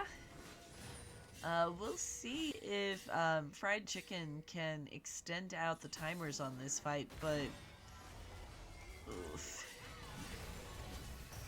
They just don't even do damage to Griffin either. No, they And got Griffin, through the shield. like, Yay. destroys them. Up, no, there's another shield. Never mind. 2v4. Let's go. Support and tank. Griffin charges in, kills Vex, gets the knockup onto the hunk as well. We see Bondi now with some ego walking forward, but unable to get the kill as Earl King will go down. But Eclipse wants more. Habibi looking forward, does not have the Tempered Fate in this misfortune, does have those fast boots. But And Strut. we'll see. Oh, Oh! That is crazy. Griffin just running this game so far. oh Man, they won't let no. anyone go out alive. As now, as I say that, we see Mbessa and Wukong fighting here in the bot side. Cyclone second cast goes good, and I think this Wukong's just too far ahead. Are they in range for the clone? Yep, clone dash bonk. And Mbessa goes down too. Yep. So there's top and hip down. They're moving into this mid lane where the support was bringing in the wave. Griffin 1v2ing Griffin's here. on the wrong side of the map. I think he's running fine. around so far ahead. Yeah, team will eventually get there. There's a bard. Like, they're fine. Look at that. All better. Yep, Backup just scrapping achieved. wherever they can. I mean, Ah! being like, what, 14,000 gold ahead allows you to do things like that. Oh my god. Vex just deleted by a single shockwave. And that's 2 dead for about 40 seconds on Earl King, 20 on Vex. They might just push for the end here. Yeah, This is such 15,000 dominant gold ahead. performance. Ooh, Tempered Fate keeps them in stasis. We'll see. But they need to clear the wave and get the inhib. Normally I'd say taking inhibs when, I guess it's not that early anymore, but taking early inhibs generally isn't good. But here, they're just gonna end the game. I mean, look I at imagine Griffin's so. position here.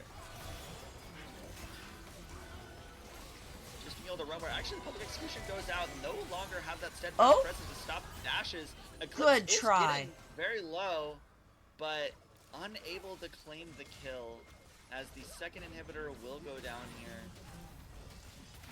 And they're just scrapping. I think this is the last ditch effort to fight here, but Yep. Earl King is already dead before the fight even starts. That's another shockwave. Already Oh, that takes was down huge. Vex as well. That CC immunity is doing nothing for a very dead Olaf.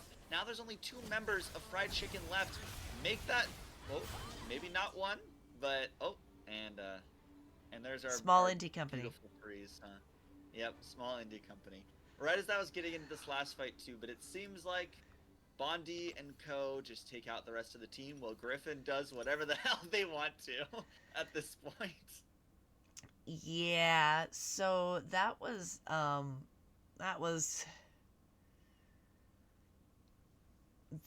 a KDA boosting game there for Lane 0. That was Griffin got ahead. That incredible play by Poppy against that dive early game really set the tone for the whole game. Poppy's team was able to get that pickup down in bot lane, and then the cross map play got nothing in return, and in fact boosted Poppy.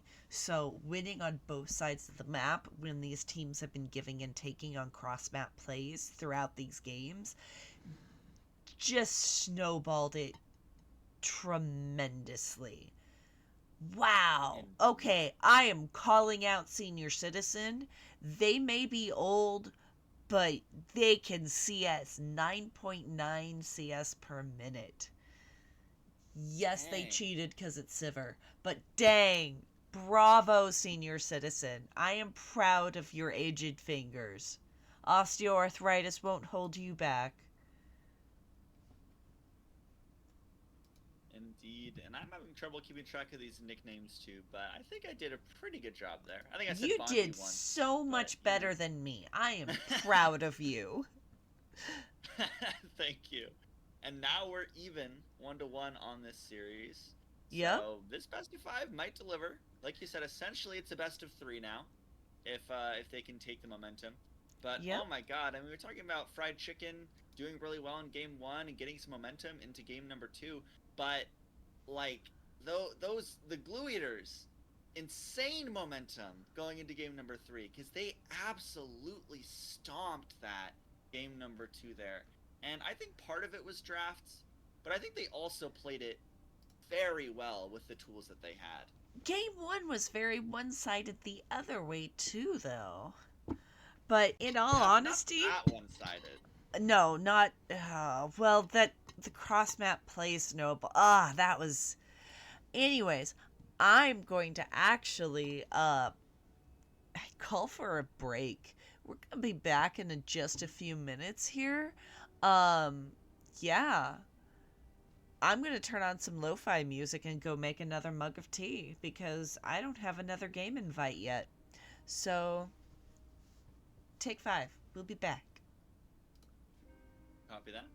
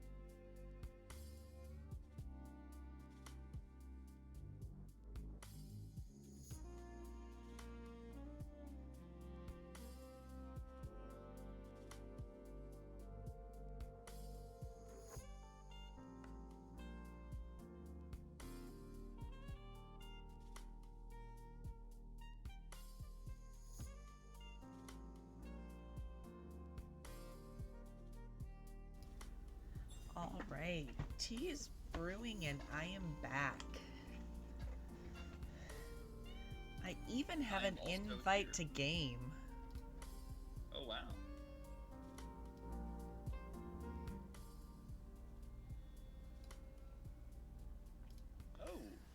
thoughts on Riftbound? I don't really know anything about it. I know it's the new trading card game, right? Like, I've Oh seen yeah. some of the art look pretty cool, but that's about as far as my thoughts go.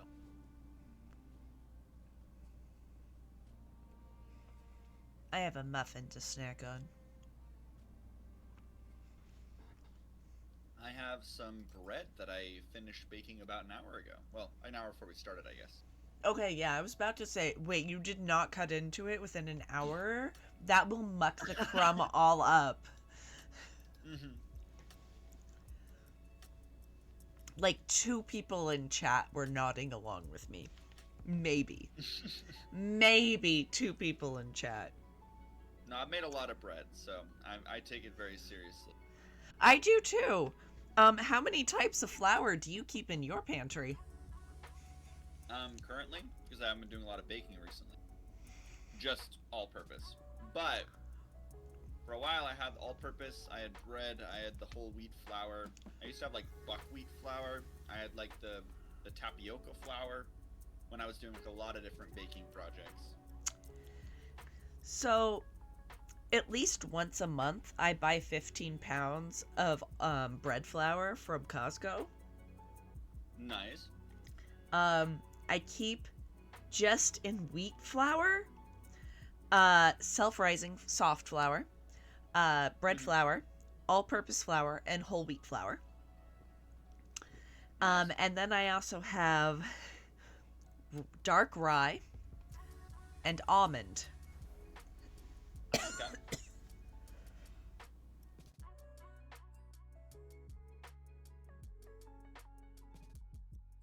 Oh, and it looks like they are ready for draft.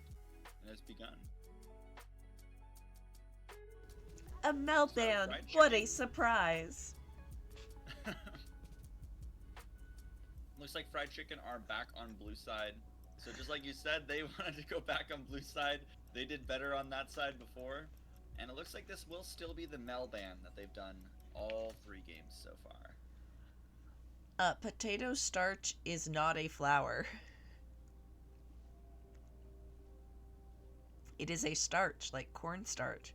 You can have potato flour or corn flour, but the starches are different. Indeed.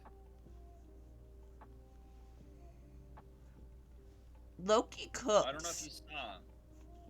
Lunar asked what flavor of muffin you had. I didn't hear. Oh, um, it is the last one left in the pack. It is a chocolate chip vanilla muffin from Costco. A lot of Costco. Uh, I love Costco. Me too. My household of 2 shops there more than we probably should.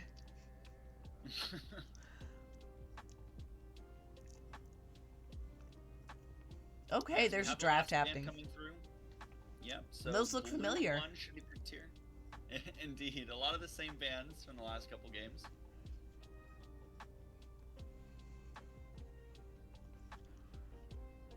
All right, here. Let's go. And they are really taking their time on this one for fried chicken. Let's Yeah. see, what do they think is the most powerful pick available? That's usually what B1 is for. And it will be the Jinx, Jinx. which I Okay. can definitely agree with. I think it's very strong. And when you have you have the hunk on your team, I would trust them on some Jinx. Yep.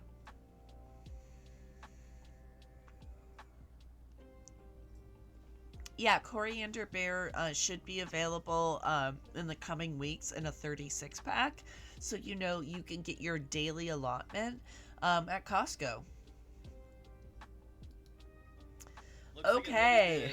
be the Ziggs, probably in the role that you hate. Yep.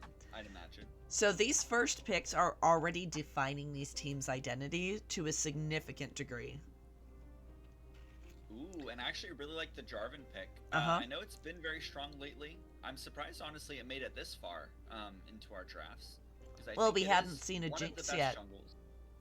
That's true. And it is Because a very what? common counter to that Jinx. Yep. With the super mega Is it just Super Mega Bomb? No, it's Super Mega something Bomb. Super Mega Death Rocket. Yeah. No, that's Jinx's ult. Oh wait. Oh, the Super Mega Inferno Bomb or something. That's Is that it. Zig? Super Mega Yeah. Inferno Bomb. And we have the Talia and the Volibear picked up for fried chicken, which I actually like a lot. Yep. Talia is immobile, but she does get to stun Jarvan during that flag and drag Yep. with her Unraveled Earth. So Beautiful. very, very nice move there. And Volibear, I like. He has the mobility to get out of the Cataclysm, and he wins the 1v1 against Jarvan. So far, pretty good responses there from Fried Chicken. Yeah. I've been super, super, super impressed with Fried Chicken's drafts. Yeah, I mean, even in the last game, which they lost, I think their draft still made a lot of sense. And Okay. They just kind of didn't get to So- play it correctly. It's not Super Mega Inferno Bomb. It's just Mega Inferno Bomb. And it's Super Okay. Mega Death Rocket. So I was just combining both of them. And I fell for it. Yep. Thank you. Thank you for going down the ADHD fueled brain ramble. As both those bans make sense from Lane Zero, they're trying to take Yep. away those good pairings for the Jinx. They Yep. take away the Lulu, which I thought of. You know, Lulu's very good, especially with the Absolutely. Jarvan too. And With Braum Amelia is already gone. out, a Mhm. Lulu ban makes a lot of sense. I don't know what they're gonna pair this Jinx with. They could just go with something with a little more peel, like the Alistar. I don't know. Maybe they want to take like the Renata. You know, Jarvan has to go in on him. Renata? Or, I don't know. I think there's a play for Sona here, and I know people don't like that, but Sona has such good lane sustain. She increases mobility, gives on-hit damage. She'd be fairly well protected with that Talia, just like Jinx would. And just, she plies the support items so well. Jinx does love a Sona, as long as the Sona does not just die horribly every team fight. I would like to see that. I think Sona could be really good if they're ready for it. If they've prepped it properly. Yeah. The other enchanters could be pretty good. I could also see them just trying to take something like a Nautilus, or like the Alistar. Tom or Kench, the beautiful. Kench. Yeah, Beautiful with that's the also consume. a really good answer. You know, being able to save that Jinx is very, very crucial to the Team Fried Chicken's comp right now.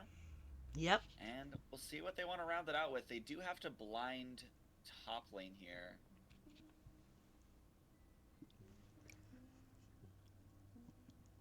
Okay. Gosh, I love that Tom Kench pick up there. That was, I didn't even think about that, but that is probably the best thing they could have picked up there. Uh-huh. Very good. Oh, Okay. and we're missing a pick. Rumble. Okay. Rumble, they got enough bulk.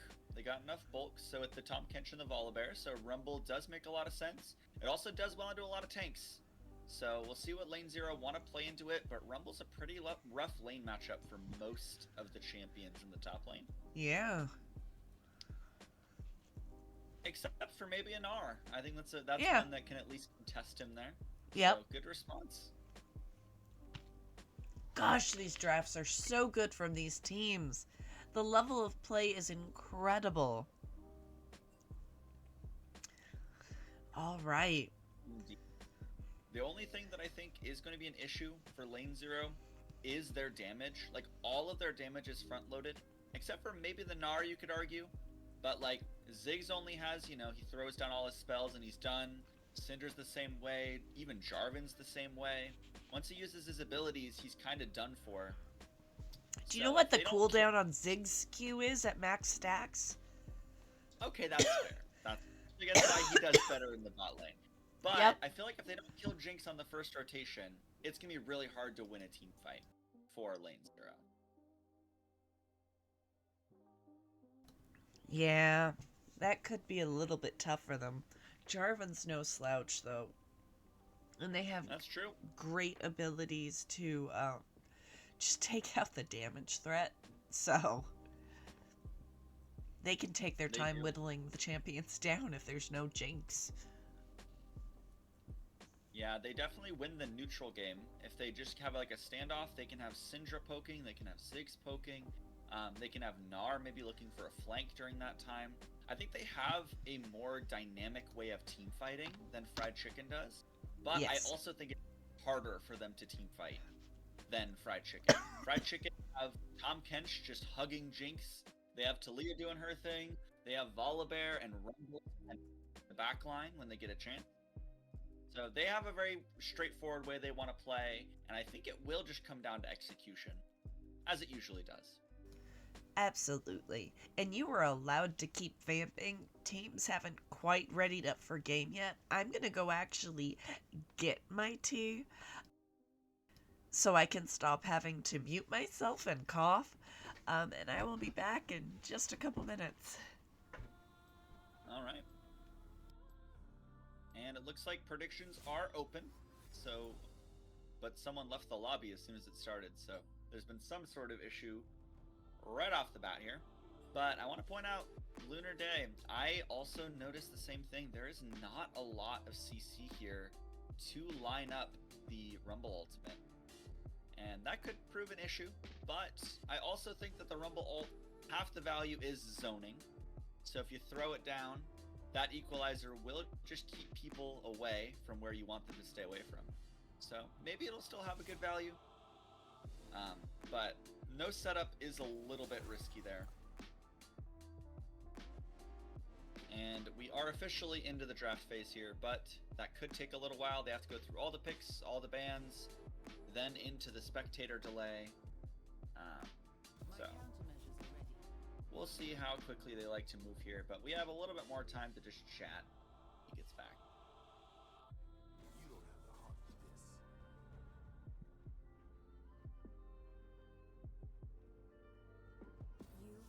Yeah, everyone does have a decent amount of range, but I can definitely agree that I hope everyone is having fun. Both these teams have had a really good game for themselves, and I think the last two drafts have been like a little one-sided at least. Like I've been like, oh, I definitely favor one team over the other. I think this game 3 draft is pretty dead even. I think both teams have had great responses for what they've seen. And I think it's pretty good. I think Fried Chicken have a general really good all-around comp, but I think that Lane Zero's responses on red side have been very strong.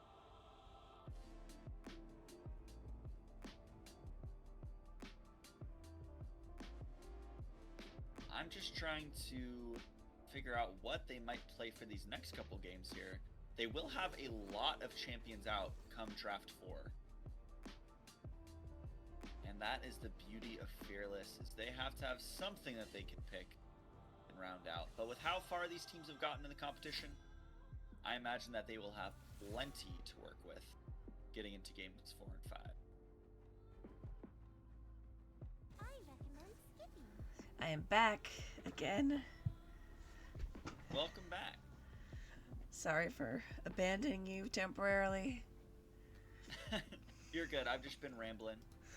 Awesome. I'm also infected with the ADHD curse, so I feel like I can kind of just talk, you know, talk. Never look So back. it Okay. can also be a skill sometimes. Yeah, I was about to say, what do you mean curse? This is just my existence.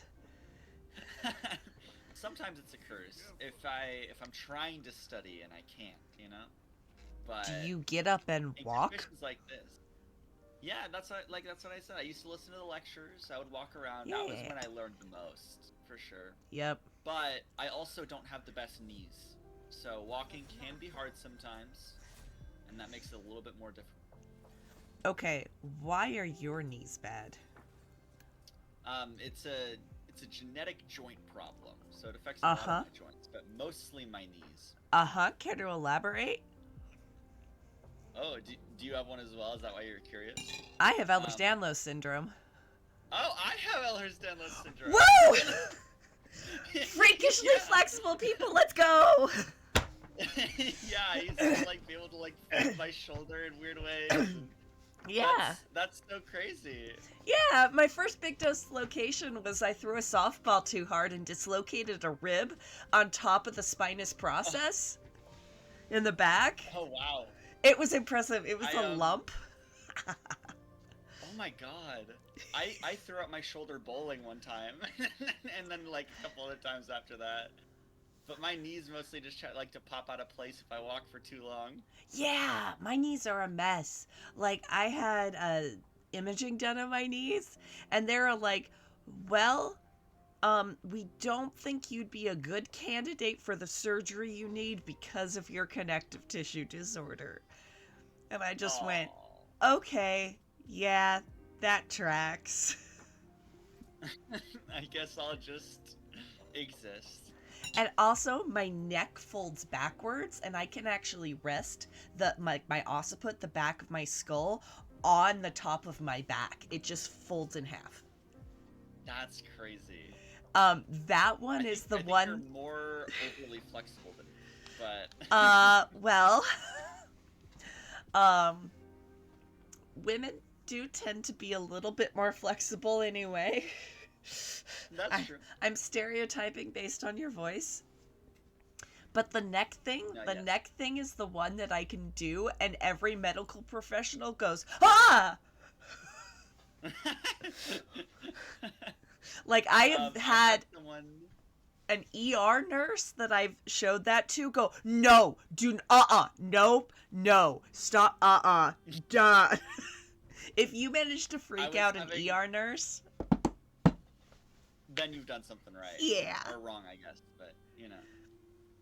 But I had my doctor I went to the first time. I was getting a blood drawn, and my shoulder popped, like Uh-huh. because of mobility. And they were like, "Oh, was that your shoulder?" And they were like all freaking out, and I was like, "Yep, this happens a lot." Yep. I can just voluntarily dislocate my wrists whenever I want to.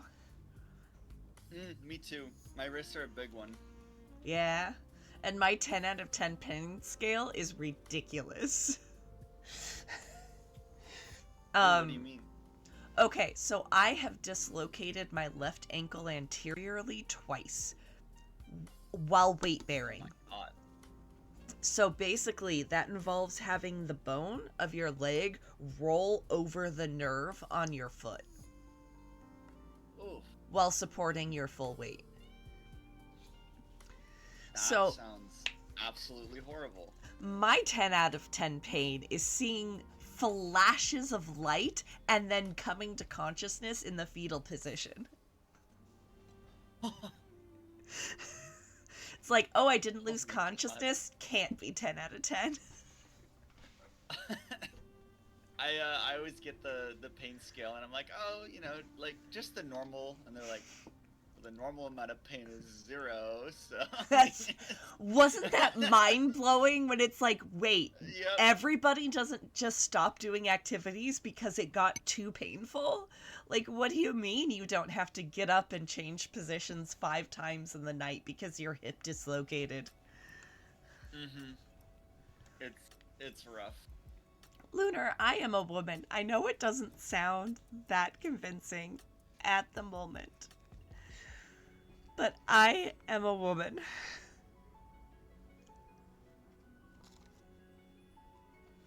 It's so funny. I don't know many people who also have EDS, so that's kind of crazy.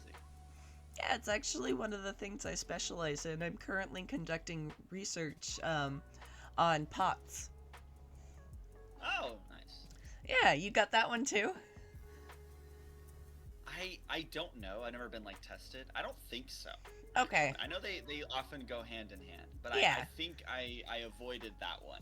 Yeah. Somehow. Also, there's a huge correlation with neurodivergency and hypermobility. Oh, really? I mean, that makes sense for me. Yeah. I figured you might somewhat be interested in that little tidbit. Hence why I guess we're watching League of Legends and casting on a Monday night, you know? Yeah. Speaking of, I'm in game. What Yep. timestamp are you at? 19, 20, 21, 22, 23, 24, 25, Okay. 26. Okay, I'm about where you are. Yeah. cool. Cool. And we're on to the game number 3 here after a lot of a little bit unrelated conversation, but fun conversation nonetheless. Well, fun for Um, just the two of us. Yeah, I'm sure a lot of people don't really know what we're talking about. No idea. Just some of these things. Okay, so to summarize for chat, as we see Proto taking some poke here, and probably not much gonna happen. Yeah, warding being done, excellent. So basically, our body doesn't hold themselves together real well, so we get a whole litany of weird stuff. Like functional, like body stuff. We look fine. Everything looks okay. We are not fine.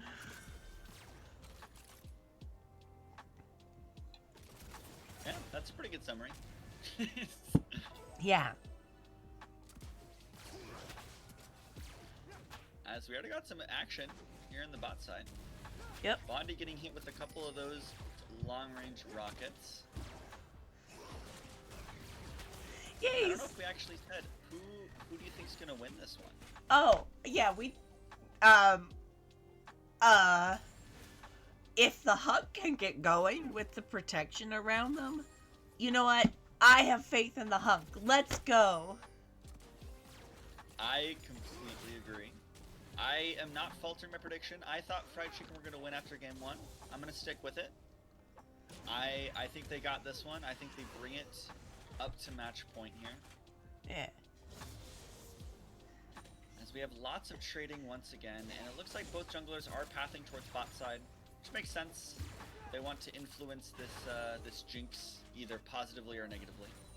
But Yep. actually, Jarvan might be looking for top lane. I might have spoke a little bit too soon here. Walking into a level 2 rumble, I imagine they will, if nothing else, burn the flash here, but there's the flash, and oh, wow! The rumble Missed on the was end. found by the Just jungle. enough damage. Nice. Indeed, as actually Eclipse, or what was it? It was Eclipse is what's the nickname? The Habibi? Habibi, that's right. Bondi Habibi Senior almost died Citizen. there. And then we Uh-huh. have the hunk. Okay, I'm still on it. Oh, Oh, wow. depth chart, doing a pretty good job there, but not quite catching our senior citizen. They are still fast enough to avoid some things. As our first business meeting in about 1 minute and 30 seconds Yep. here. I know someone said I forgot the business meetings in game 2. That's on me. Okay, But okay. I remembered for game number 3. Excellent. At least one of them. So, speaking of meetings, I genuinely know quite a bit about stuff, Oh, things actually, happening. a flash right onto senior citizen. Does still have the flash available, but no damage threat onto the Ziggs. The only summoner blown there looks like it is Habibi's heal. Yeah. But nice gank there from L&D. If anybody does have questions about hypermobility, dysautonomias, like POTS or gastroparesis, or EDS, I am very open to taking questions. Another gank onto the rumble Nice. here. Now with no flash. And this is Griffin just running over again. Seems like kind of a similar story to game number 2. But Yeah. this is the disadvantage of picking rumble. You are immobile, you are squishy. And so far, Jarvan's doing a great job of punishing that. Yep. Awesome. With those 2 kills, we do see them resulting in that 700 gold lead. Oh, plate kind of evened some of that out right there, though. Good on Earl Just a King. little bit. So far, it's been... Oh, wow. Nice. Nice trade there in the mid lane, but Yep. not too much from it. And it's been pretty even despite those 2 top lane kills. But Yeah. I will say Earl King has been running this mid lane pretty well so far. Does have Very a well. pretty sizable CS lead. Has had push most of the game. And is taking their second reset, looks like. this catfish is being a menace all over this bot lane, just getting into those trenches and deep spots, coming in from the rivers and waterways. Will get knocked up, we'll take a little chunk, but not too much happening there either. And this first business meeting is ready to start, but it seems like not everyone is RSVP'd yet. Yeah, So the we'll invites apparently didn't get sent out on time, so we're waiting for those to get sent out. Looks like the first ones to respond will be our senior citizen and Habibi as they get pushed in the bot side. I believe that's just to get vision, though. To turn the lights on in the room, get things ready. Indeed, they want to get the presentation up on the smart board. Yeah, weren't able to correct with the Wi-Fi, though. At Habibi here. Yeah, it does have to burn the flash. That was a very dangerous situation for the Rakan. Yeah. Had just used the movement abilities to get over the wall previously. Indeed. It looks like this dragon is started up by L&D, trying to claim this early objective, and they might be looking for the cross map here onto the Rumble. That flash is coming up very shortly. I'll see if I can get an exact time frame on that, but a little bit unclear. About 5 seconds left on this flash for Rumble, so this dive might be a little harder than they imagined. Yeah.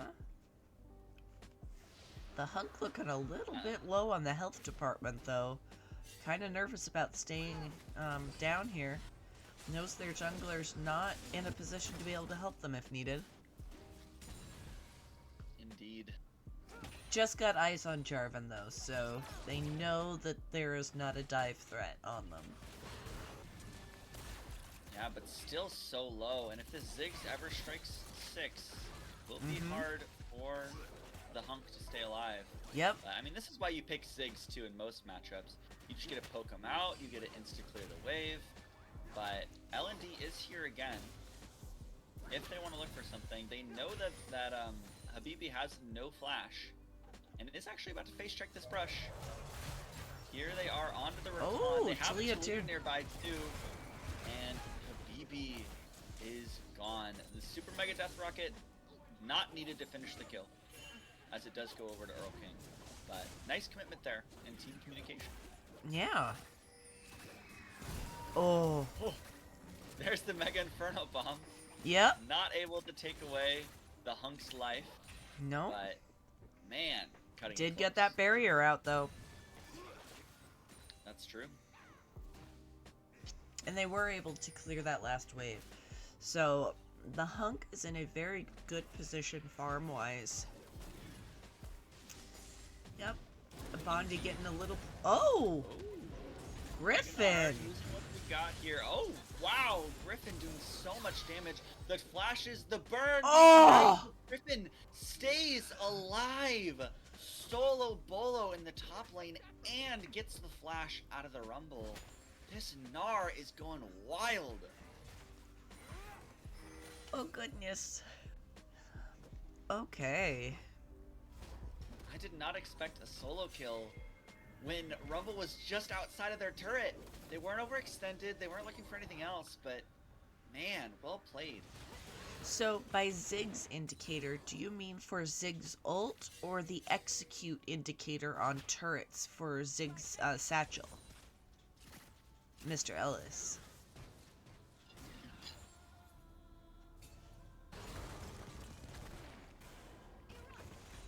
Okay.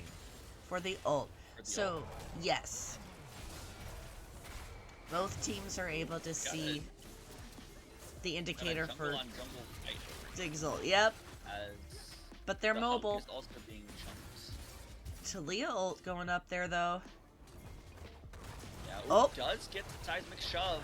Jarvan has to use flash. This tower's turned off. They could look for the dive, but Mega Gnar coming soon. They don't want it, as L&D might just be cooked here by Griffin. And there it is, 3-0 on this Gnar. And just, wow, diving in here. Do they have enough damage?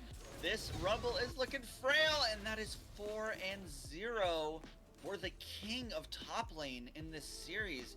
Griffin really showing off. Yeah. soaring above this Rumble in the top lane right now. That's a big Gnar. I'm just gonna push this button. Um, that's a 1.5k gold lead. Gnar has 150% of the gold of Rumble. That's crazy. It might look for gank on bot side here. Seems like the Hunk is just permanently at low HP now. But Vex will start the fight. They don't know that LND is nearby, but I think it's hard to engage into the recon. Not much is going to happen. Oh, nice shove in the mid lane. Does get Proto down low. They are really low. The flash comes out. So does the ultimate, but Earl King with no flash to follow won't pick up the kill this time. Vexrec trying to hold this lane for Jinx coming back. It does crash and the Hunk is denied a couple CS. Still doing very well. Another jungle on jungle 1v1 here, but can this seismic shove come in handy here as LND is now just in the wrong place, the wrong time. But the satchel charge holding on for now. Yep. Cataclysm is up and available if they want to look for Earl King, but unable to reach. Not now. Big health bars though. Ooh, and the flash actually out of our senior citizen. Yep. Ooh, but they get the Cataclysm, they get Vex, just a little bit overextended, and it looks like the Hunk didn't want to move, or maybe couldn't move. I don't know what happened there, but not enough backup from the team, and Vex pays the price. Yeah. Yeah, Griffin called out by Little Robot Man in chat as having a big gap in top lane last game. And very much they're putting on a clinic as Proto. Onto Proto just goes down nice and easy. No flash on the Syndra. They're able to punish it really well. Yep. Well played.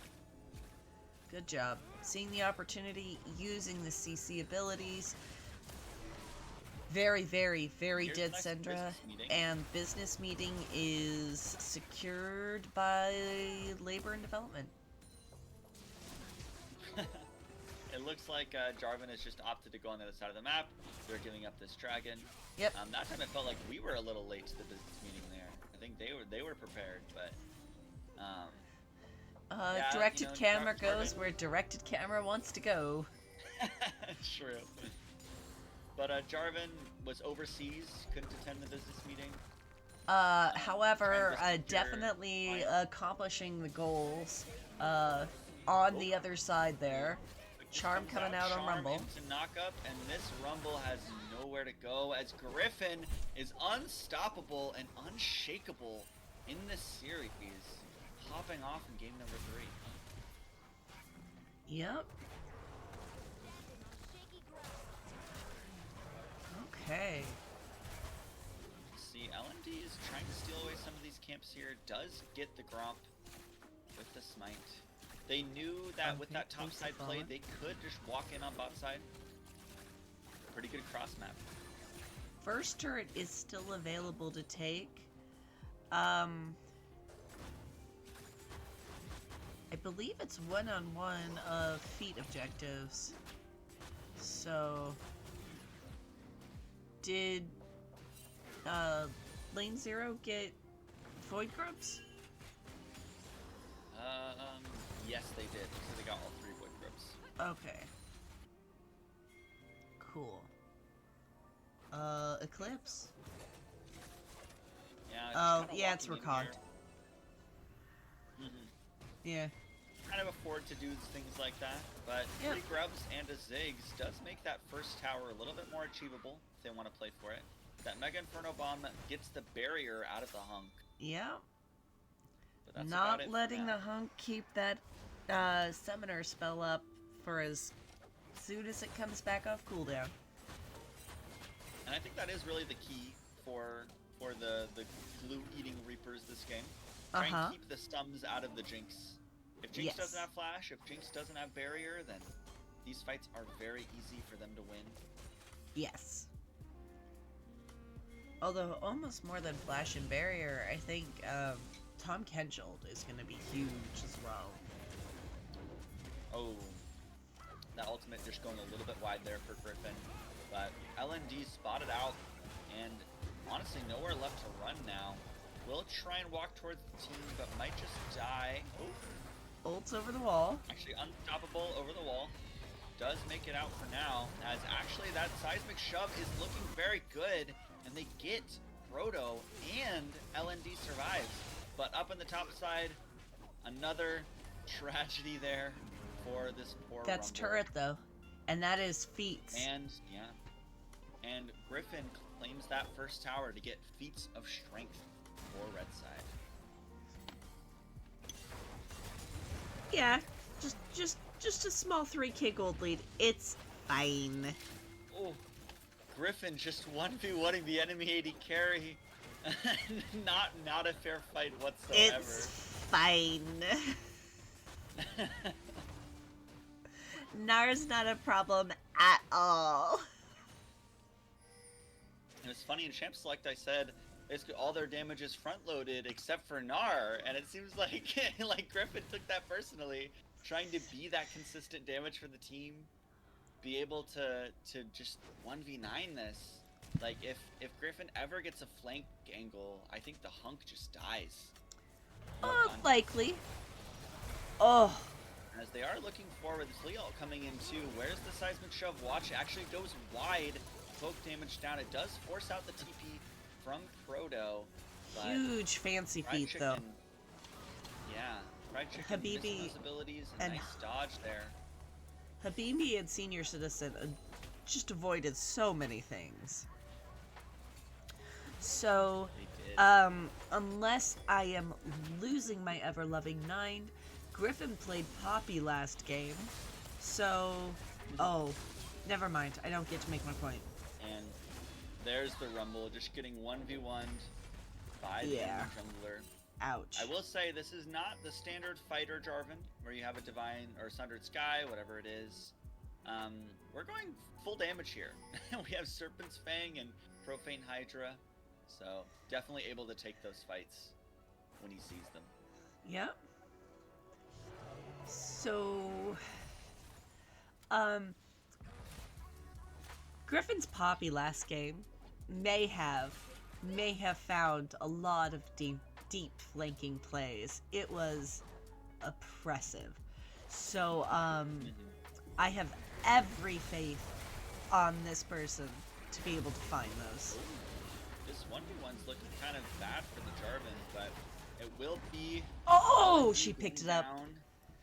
Yeah, that was a very good ultimate there from Proto. And this business meeting, I guess, had a second meeting there. Yep. Terrell came back around. There were two looks reservations like for the- the time slot. However, Proto and Jarvan decided they were going to take it and went ahead and blocked out the other reservation. Forced Indeed, L&D as to that- go gray screen for a while. Oh, and Rumble out of position here once again. Does have to burn the flash, or almost certainly would have died right there. And the dragon goes over to the glue eaters. It will be their first dragon of the game, notably. Oh, but Griffin, looking here, actually flashes over, but now is in a 1v3 scenario. We see Vex on the other side of this fight, and this Gnar does go down first time in this game. That is a Oh, huge wow. shutdown. onto Huge LND. bounty. Yeah.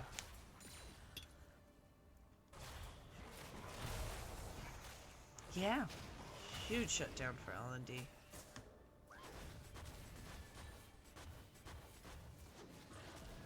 Oh.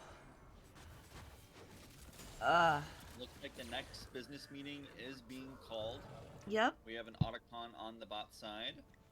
So one thing that we haven't quite mentioned yet this game is the CS differentials across the different lanes. And Griffin's been absolutely dominating We know this. However, Jarvan has made such good and aggressive cross-map plays when anything LND has done on the opposite side has invaded so many times that is a massive 76 CS gap. Caught in the middle of a few of them, does get some CC down, and since it's Rakan, is able to escape. But Griffin TPing down in the middle of the team has no Narbar available though, so not much able to do here. Flash as, in, flag and Fried drag Chicken out. Decide this is their angle. Oh, but the Weaver's Wall is canceled by our senior citizen. Already takes down one. Now Fried Chicken are fighting without their mid laner. Flash onto the Hunk, but Flash is out of it. Will get Trying a to get the here very reset. shortly. Can they get on the Jinx? Eaten, but the Jinx goes down. The Cataclysm is too strong. The Consume trying to save the Hunk, but unable to do so. And this business meeting will be 4 members of LZ. And looks like only one for Fried Chicken. However, that is the one with the smite button. Decides True. discretion is the better part of valor and looks at senior citizen here in this mid turret. It forces out a TP. Actually, invest the ultimate, but Protoss here too. This is not a fight that LND wants. No. And that is a delayed ace technically there, as all 5 members of Fried Chicken did go down at some point. Yeah. Okay. So just under a 5k gold lead. This is not insurmountable. If Jinx gets a reset, like we saw that in that last fight, if Jinx had been able to get a little bit of a reset there, if she had had more intact of a front line, that she could easily pop off. The Hunk can carry this game. You can never count out a team with Jinx, particularly when we know the Hunk is so capable of carrying. Ooh.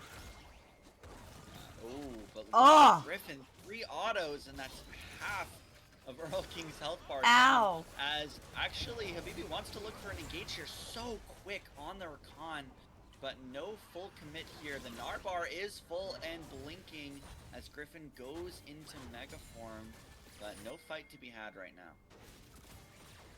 Okay. Okay. Yep. Yep. Ooh, but they want to look onto Griffin. Narbar just ran out, but Mini Nar can be just as scary as Mega if you're not careful. So they're fighting, but Griffin, no flash to close this gap, but is running, gets the 3rd shot, and gets the kill. And a 1v2 does go down after, but Earl King is the sacrifice to shutting down Griffin once again. Yes. They're setting up a bit of a cross-map play again, allowing Syndra to get this push in on the bot lane. But the Hunk is here, does just get deleted. Nearly Obviously couldn't took see over down that wall. Senior Citizen, though. That was so Yeah, close. That 1v1 was looking really good, but Habibi and Jarvan were waiting just on the other side of that wall. Yep. We're able to just essentially point and click shut down the Hunk. Yep. The Hunk is no more. So remember that indicator that the game is starting to snowball a little bit out of control? That we saw at 17 minutes that last game? Okay, not nearly as bad. We got to 24 minutes before bounties. Yeah, that's But bounties are available. They're mini bounties, though. If you notice, it's not the big numbers, it's the slightly smaller ones. Yeah, yeah. So not as bad. That is a silver lining. I don't know if Only a it's good silver 3k lining, gold diff in top. But Only okay. I mean, that's actually surprising for it being 1 and 8. Yeah. Rumble's been catching up in farm. The jungle gold variance is almost 1.5. Yeah, This is fine.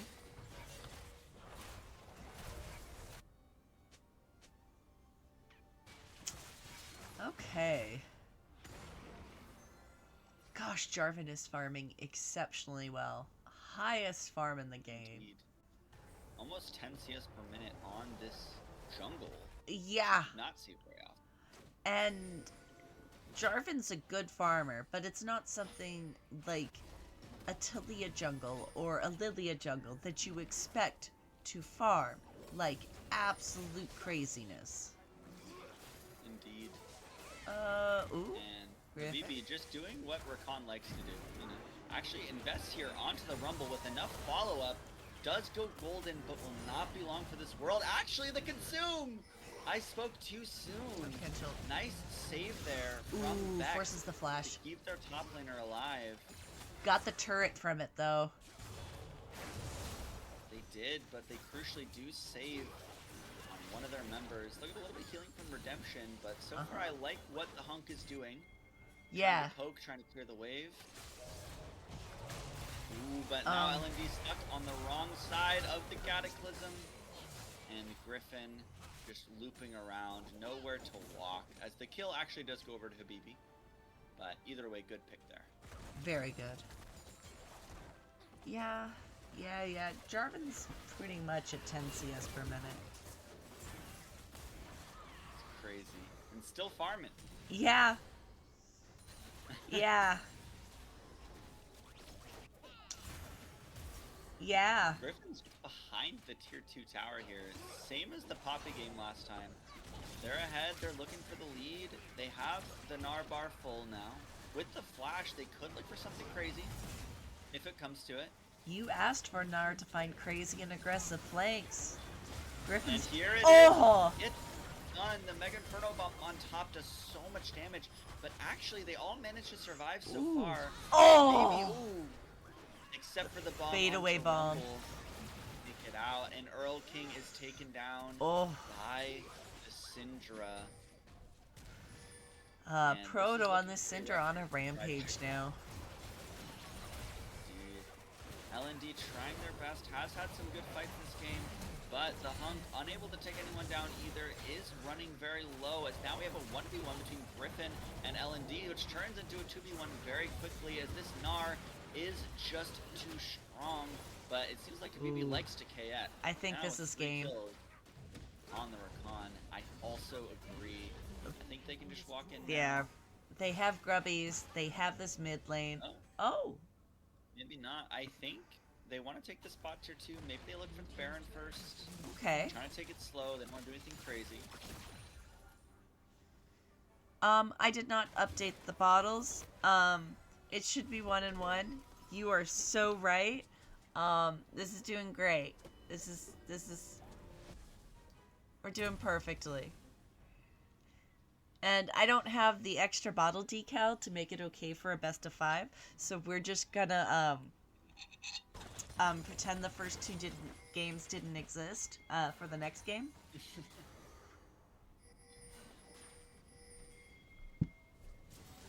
Everything's fine. The next business meeting is up here. Probably the most important business meeting. Ooh. It's like our yearly review. Tia locking the door. Actually, yeah, Beautiful. nice. Our Beautiful. Citizen is taking down 1,000 gold over to the Rumble. That was a really good look there with the Weaver's Wall. Huge. And now we can see that Lane 0 are 4v5 all before this all-important business meeting. It's just about whether or not they can keep the Hunk safe, as looking for it right on to the Rakan actually is rooted. Jarvan doesn't get the Cataclysm. The Hunk is alive right now, but the there it goes. Flash Cataclysm will take them down. I think they might just be too far behind. They get the Guardian Angel, but now this fight is so hard. Earl King putting in so much work, but now is left alone on the Summoner's Rift. Will go down themselves, and this should just be game if they can walk in. Yep. Bondi has the teleports. They can just move in. We actually see a BB teleporting in too. Yep. That unsealed spell bush unsealed spell bush. It's a new meta coming in Did we get to handy. the end? And wait, do we get to see it? Yeah, maybe? Yeah, we get to see it Woo! this time. Wow, nice. Oh, we And got there's to the see first the victory end. screen we've seen. So, definitely these games, when they get rolling, have been quite one-sided. At this higher level of play, at the LCS level, we really don't see the swings back and forth as readily. So, Yeah, yeah, it's fine. Everything's teams don't make fine. as many mistakes. They also know how to close out Uh games. huh. Makes sense. In a timely fashion. It's good. Gosh, the damage Gnar did. Unreal. So good. Crazy. Ugh. I am so impressed with these teams' play tonight. Both of them have done really well. The last two games have kind of been the story of Lane Zero, but I mean, fried chicken. We can't forget about game one. Uh They huh. did so well, and the Hunk was just running that game. I think if they get another draft where the Hunk gets on a comfort champion that can get stuff done, then Yeah. And if maybe they're maybe they able to still take it. facilitate the Hunks plays. Indeed. I mean, if they could push us to game five, that will be, if nothing else, that'll be a satisfying finals for them. I would hate for that to see them go home in game four after such a good game one. But Yep. this game could be the last, as Lane Zero now are on match point for this Mhm. series. Yep. Let's see if I can pull this up. Oof. Okay. So, actually, Lane Zero Glue Eaters won the M1 Best of 5 3-0. So, Team 5 Oh. Fried Chicken is using this as a vendetta map. So, match. So, they are fighting tooth and nail from losing that first match down into that loser's bracket. They lost one best of 5, won another best of 5, won a second best of 5, won a third best of 5. So they have won 3 Dang. best of 5s in a row. This is the 5th best of 5 they are playing. They are literally playing, oh my gosh, every other game they've played have gone to 5 games. Outside Wow. of the 3-game series M1, Team Fried Chicken is 2 games off of playing the most games in finals they can. That's insane. And if this one goes to 5-2, that is so many full 5-game series.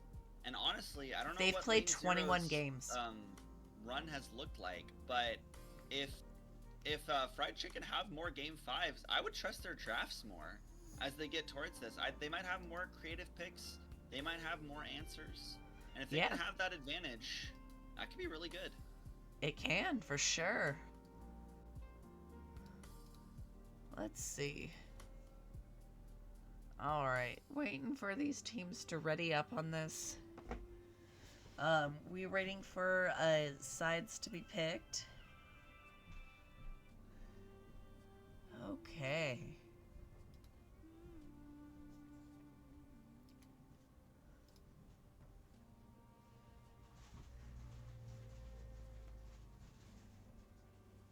Yep.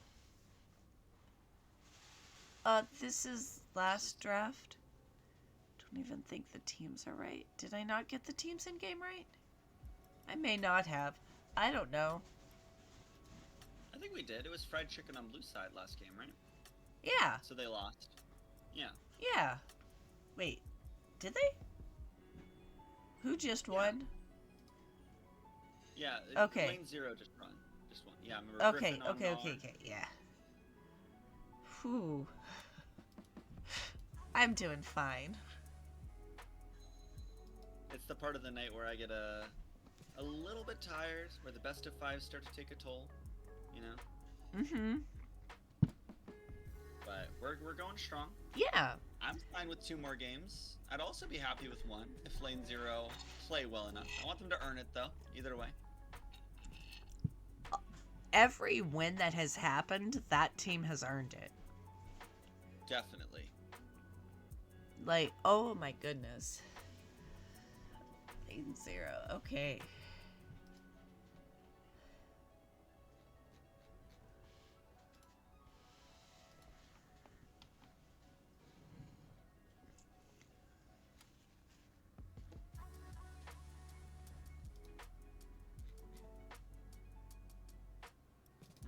I guess they haven't chosen sides for game 4 yet, huh? The draft link's not lighting up. Yeah, I'm gonna try refreshing it. No, not yet. Excellent. Well, maybe they're taking their time. Maybe they need some food. I'm sure the best of five's taking a toll on the players as well. Yeah, for sure.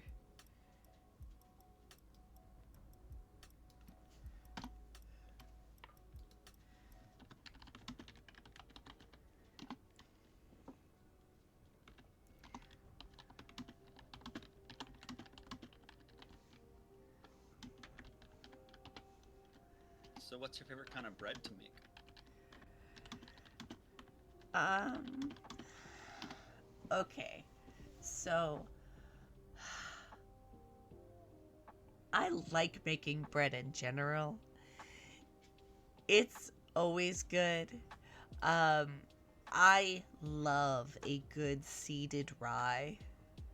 With the molasses and the caraway seeds, the salt on the crust, um, the Yeah. deep color of it. It is beautiful and rich, and it perfumes the house incredibly. And then I also absolutely love making like a quick, light and fluffy, no substance dinner roll and just coating it in garlic butter and garlic salt. Yeah. I made garlic butter dinner rolls for Thanksgiving. We had our Thanksgiving a little early, Uh-huh. so I had it last Saturday. Nice. And I made dinner rolls from scratch, and they were just phenomenal. Did you do the warm Such a milk? good- Yes, I bloomed the yeast in warm milk, Nice. and then I had it rise for 30 minutes on its own, and then another 30 minutes after I shaped the rolls in the pan. Very good. And they It's were just, so quick. They were just exquisite. Yeah. Like Very when I quick form of bread. yeah, when I make like, the seeded rye or like honey wheat, I'm doing like a 3 to 4 hour pre-ferment, then a first proof, a second proof. Like it is an 8 to 10 hour process. And then you make dinner rolls, it's like, I've got an hour. That's fine. It's because you don't need the yeast to get any flavor. You just need them to put air in it. So Yep. you'll use like 3 tablespoons of yeast, but but it'll be nice and light and fluffy. Yes, it will. I don't use that much yeast. I just give it sugar. Ooh, true. I used some sugar because they were like a little sweet, so I just added sugar when I bloomed them to help help the yeast a little bit. Yep.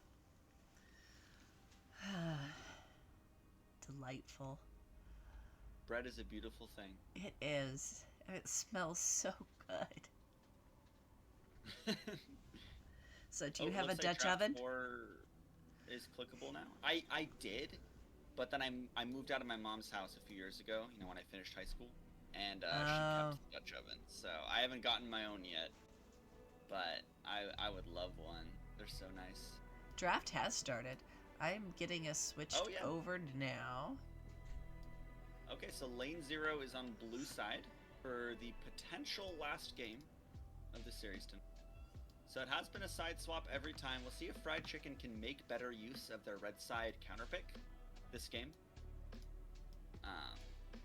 They are giving over that power pick though over to lane 0, that first pick of the draft.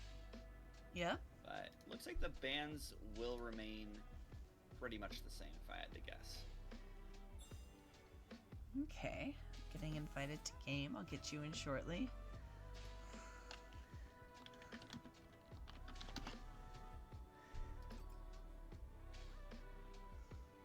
Do. They are taking some time with their bans. But Malphite taken out, again very strong. And it still will be the Kindred ban from Team Fried Chicken. because I've now made my way into the lobby. But Cool. there's no spectator slots. Nope, they're hogging them all. Uh-huh. Ooh, Aurora Ban. I think that's new so far, though. Maybe taking out one of Fried Chicken's comforts Yeah. this game. And Varus B1 Okay. from Lane 0. I was looking through their matches earlier, the ones they had played, and I think they did play like a Varus Karma comp before. Nice. So I think they are pretty familiar with this one, but I think Karma's gone from game 1, yeah. So, see what they want to pair it with. Okay.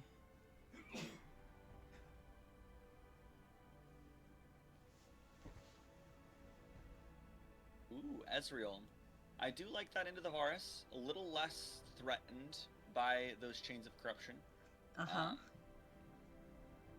But see Also what an they easy want to take champion to here. abandon and roam. True. If I were lane 0 here, I imagine they would take something with some guaranteed lockdown. Maybe like the Nautilus we were mentioning earlier. Uh-huh. Maybe if they're feeling bold, they might take the Vi. Try to get a way to actually get onto the Ezreal and Azir. Yeah. Nautilus, I believe, has not been picked yet, so that's an option. See, they could also match their mid lane here. Which might be the Anivia. I was thinking the Anivia, but it does kind of get outranged if the Azir is good. Yeah. But Cryo Phoenix is pretty safe to farm, even when in a disadvantage range matchup. indeed. Oh. Ooh. That's a spicy one. Got the Okay. Neferi. Yeah, I'm assuming that's Neferi jungle. Yeah. So we'll see what Fried Chicken wants against that. But Neferi is a very strong early fighting jungler, which we saw that Lane 0 did put to great use the last time they were on blue side. They played the Wukong, they invaded, they got around, they did what they needed to. And they can definitely do a lot of those same things on the Neferi.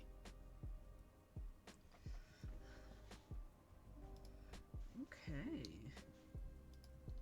As the red 3 pick will go over to the Braum here for Fried Chicken, and now they will get 2 protection bans, whatever they don't want this Braum to play against.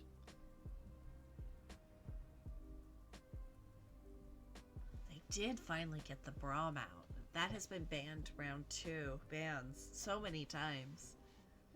Is this Varus going somewhere else? They banned a Kaisa. Who plays Kaisa? Is it Varus mid or top? Maybe they have a flex here, but wait. Trying to remember. So we have the Hulk on Team Fried Chicken. Yeah, Bondi does play the Varus a lot. I'm assuming it's going to be on him. I don't really see anyone else playing it. But weird, I don't know. Yeah. But the Nico ban makes a lot of sense. That is kind of the classic Braum counter pick. Uh-huh. But we'll see what they want to blind here. Or I guess just respond to jungle. If they can find something to play into this Neferi. At this point in Fearless, it's a little bit hard to know what they might want. Sejuani's still open, that's pretty strong. Trundle's still open, that's pretty strong. Maokai makes some sense. That is a lot of scaling and team-wide CC for their jungler. Or top lane, I guess, if they want to throw it there. Uh-huh. I would... I would be a little bit surprised to see the Maokai top. It's probably a I've jungle seen pick. it not too long ago. But I would I'm bet just it's thinking a of how these games has gone. I would be super surprised if they didn't keep counterpick for that top lane. Indeed. As Griffin will have to choose their champ here. And then get countered. Yeah. But Arel, an interesting choice. They do have to pick They had to pick Engage into the Braum, but I don't know. Personally, I think it's crazy not to take the Nautilus in this instance. For that, just that guaranteed lockdown. But looks like the Jax might be Griffin's choice here in the top lane. Okay. And we'll see what the response is.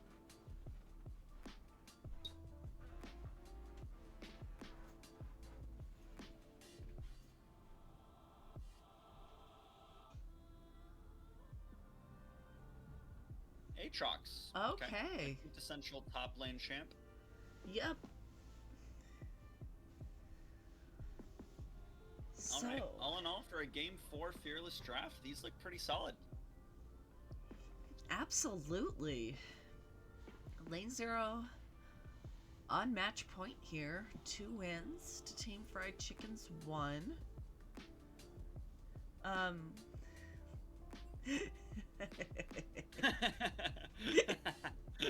Might be. uh, Boss Kitty was just gonna play the game. It's fine. But apparently Vexrex didn't like that. Banished him down to spectate. Everything's fine. All right.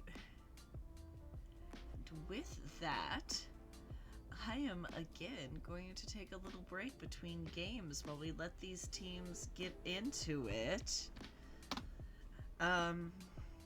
Enjoy. I'll be back.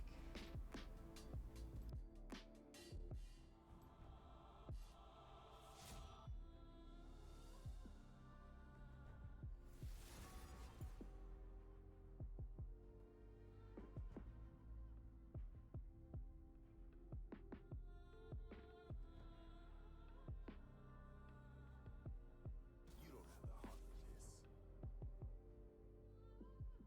My countermeasures are ready, even if you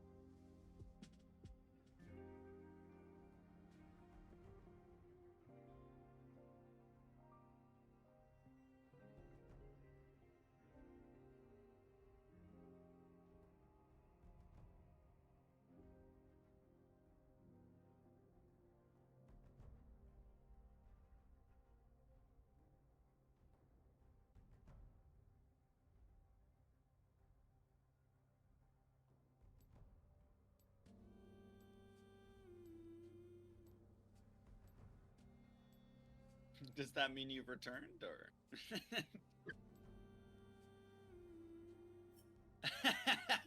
I just heard the coughing. Oh no. I'm sorry. I thought I was muted It's enough. okay. I just got Yes. back to.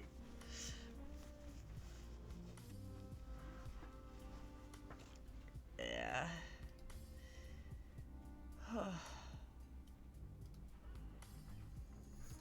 Okay.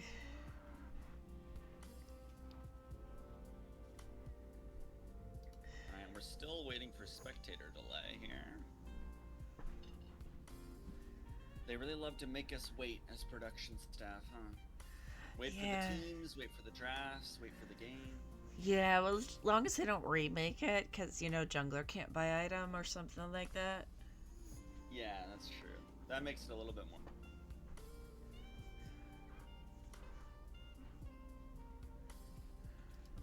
But we did it for the couple of the games so far. But who are your schmeckles on for game number 4?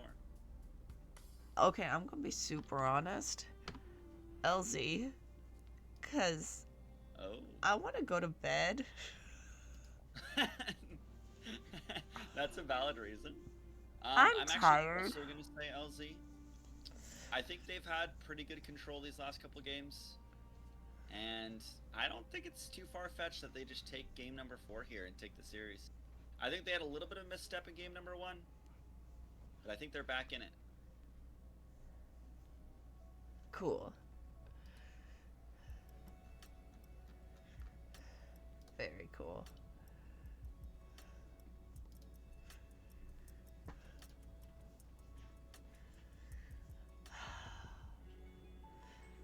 I can't believe this is the last finals. I feel like we've had like 2 solid weeks of finals streams. It's been crazy.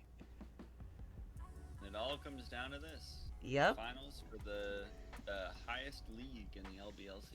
Absolutely. And these games have These been are really two- good. They have 2 very deserving teams to be here. Very I can't deserving. believe that Fried Chicken made it through that many 5-game series. Yeah. Like going to game 5, 5-man series. So impressive. Insane. And Lane Zero have been nothing if not consistent throughout these games too. Yeah. It's been very, very much a treat to watch them play. So, who are people standing out to you, players for MVP? Ooh. I got one. I mean, Griffin, right? Yeah. from Uh-huh. the games today, I think the front runner is Griffin for sure. I don't know Yeah. about the rest of the season, or if it's just Finals MVP. But if it's Oh. just Finals MVP, then I think Griffin takes the cake. Okay.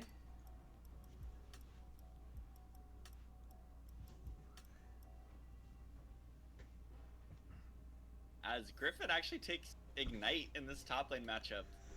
A little Ooh. bit of an ego, but I like it. Oh, I didn't realize it's Jack's jungle. It's Nefiri top. 13, 14, 15, 16, 17, 18, 19, 20, 21, 22, Okay, I'm actually a little 25, ahead of you now. 26, 27. I don't think that's a 27. problem. Okay, now I'm on. Yeah, okay, we're good. Okay. Oh. Oh. Team Fried Chicken have a little bit of I haven't switched it over to in-game. Here we go, people. Team Fried Chicken. Oh, I guess they had a little dispute in chat because they realized it was a different top laner. But Griffin about to base check, but those skill shot blocking dogs do a lot of work there to protect against the Braum. But yeah, I guess we're seeing Scruffy in the top lane. I couldn't see the name of the previous top laner because of the streamer mode incident, but Yeah. welcome Scruffy for game number 4. Okay.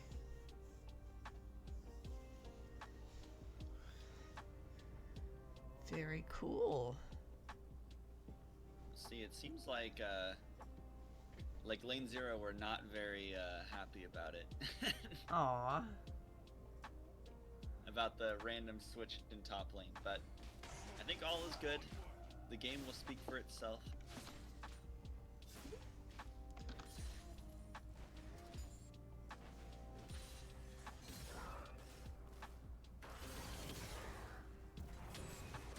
As the lanes have started, this Braum is very strong early game.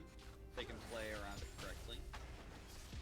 One thing to point out is our senior citizen does have cleanse this game. Probably looking to cleanse wow. the Maokai ultimate. Yeah. Maybe the Braum stun. Could be a lot of actually double crash down. Very nice, Nice. there from I always forget it. Habibi, is that what it is? Something, yeah. That sounds right.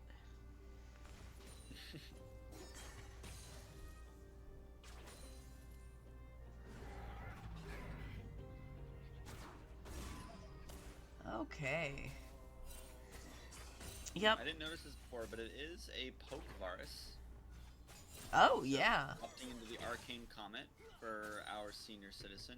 Maybe they realized they never really going to be in auto range of these champions. The Ezreal, the Azir. Uh-huh. I feel like if the virus does get in auto range, they're dead.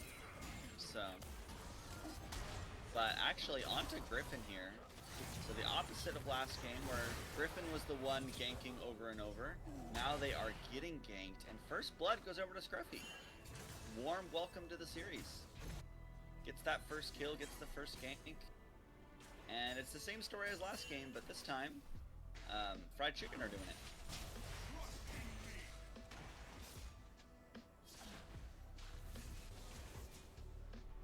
A little bit of poke going back and forth in this mid lane. Safe bot lanes being safe bot lanes. Indeed. A little bit of hover of Jax down here in this bot side. I don't think they got spotted out by that red ward in try. So, oh, they're getting invade. Yeah, it looks like LND is walking topside even though there's no camps to be taken. Maybe Yeah. they knew about this invade or just didn't want to risk it. I'm not sure. Or maybe wants to look for a repeat gank top lane soon. We'll see. Yeah. But that is extra camps going over to the Jax jungle here. Yeah, that's exactly what a Jax jungle wants. Indeed. Farm up, get your items. Be Yep. able to outduel people later. The wall comes out. Oh, That good is dodge. dash used. Yeah. From Earl King. Earl King has had a pretty good game these last couple games, I'd say. Yes. Despite losing. The Talia looked really good in that last game. Very much so. Now on the Azir.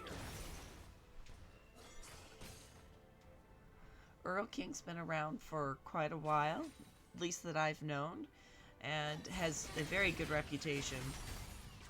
Oh, beautiful. Ooh, nice. They are going to get the passive procs down there, but Braum's traded back. Ooh. Again, this bot lane is always the story of everyone on 1 HP the entire Yep. fight. So close. Those concussive blows will hurt if they ever go off. Yeah, first 2 games went 1 for 1, so, yeah, we just reset the bottles. It's fine. Everything's fine.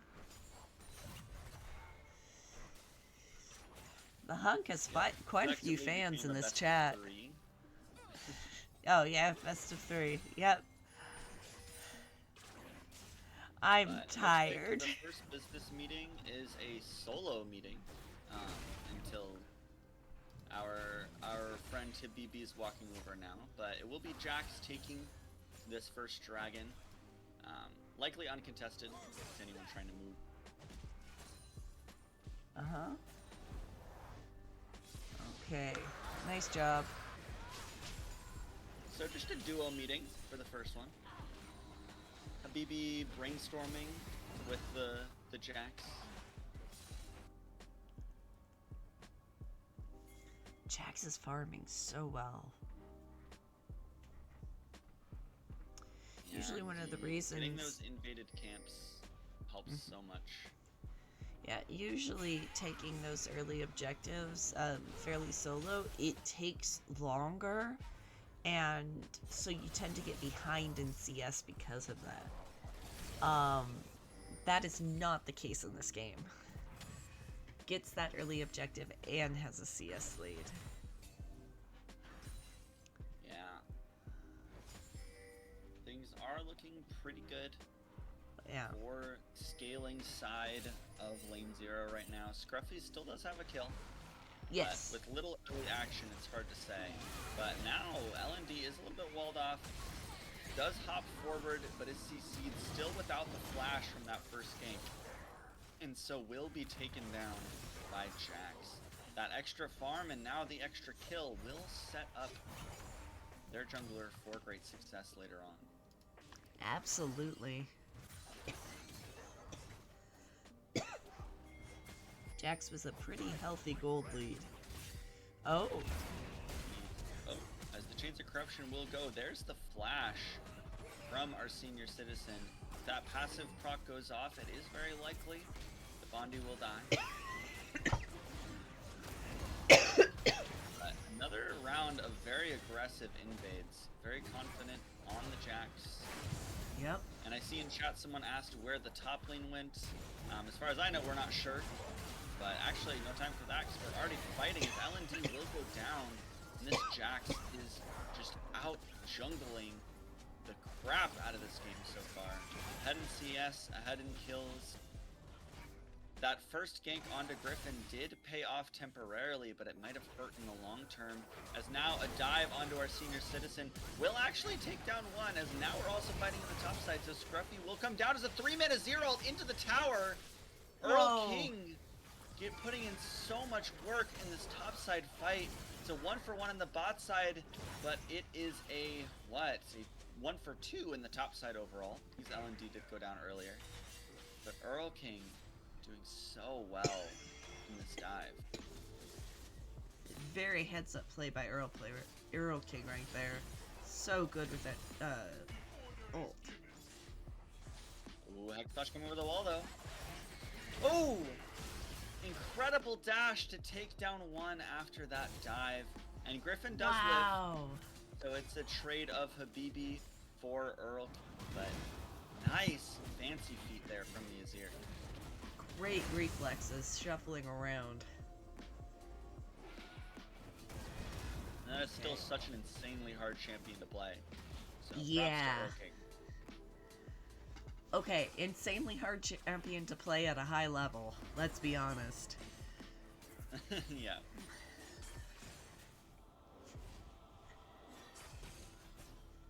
Okay. We'll say lane is looking pretty much the same in this game. They're taking control, they're looking for plays, they're playing aggressive.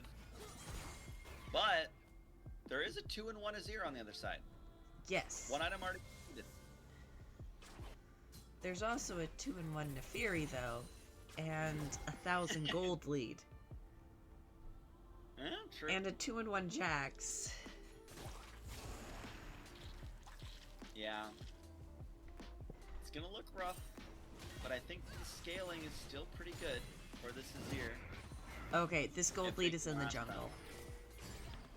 Jax has a significant lead over Maokai. Ooh, actually we're fighting around here. Those roots come down, and that's a huge value on the Maokai ulti.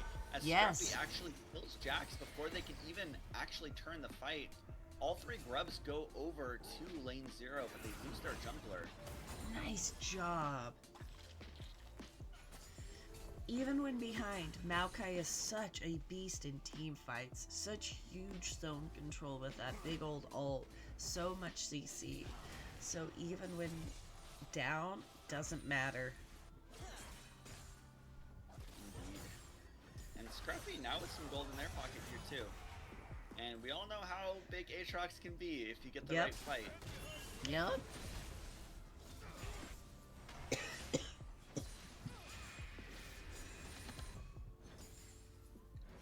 We'll see, the next business meeting is scheduled for right now. It looks like we have some RSVPs, but with Jack still on the top side, the second dragon might just go over to Fried Chicken.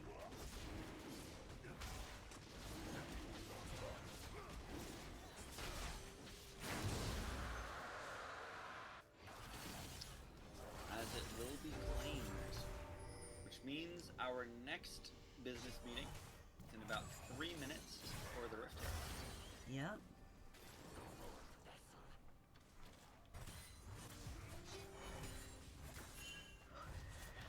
Okay. Oh. Alright. Who's closest to 10 CS per minute? Earl King's Azir. Nice Yeah, job, Sir 114. Earl. Nice. As we don't have a lot of early action this game. I guess 9 kills is a decent amount, but most of these objectives have gone uncontested. Yes, they've made plays ahead of time in order to set up, and the teams haven't decided to coin flip it. Hex Earl slash King over the still wall. with those fancy feet. Yeah. But good luck there from Habibi. Yes. But Earl King's movement has been incredible. Oh! That was an auto. That was Braum stuck in place now. Will be stunned again. That shield is worn off and just taken down. Vex couldn't even move for that whole duration. And even that Braum durability didn't do anything, as now the ultimate comes out from the Maokai, will catch both of them. I didn't realize that Maokai has arcane combat, but Neferi from the backside, and Earl King goes down before the fight even starts. They are fighting down their star member, but look on the backside, there is the hunk, but can't do much about it. Stuck on the other side of the wall. Griffin trying their best, as that fight was very chaotic. But again, very, very low health bars on both sides. Very low. Oh my goodness. Okay, so just over a 3k gold lead for Glue Eaters here. The Reapers have a very strong Jax, which is concerning, because Jax is very much a champion that can get out of hand when ahead. Oh, that was a decent poke. Ooh. Ult the coming chains of out. corruption land as they want Earl King. The flash has to come out. That's a good force, but actually, Senior Citizen was moving up. Nearly gets that kill anyways, but Earl King manages to survive. Okay.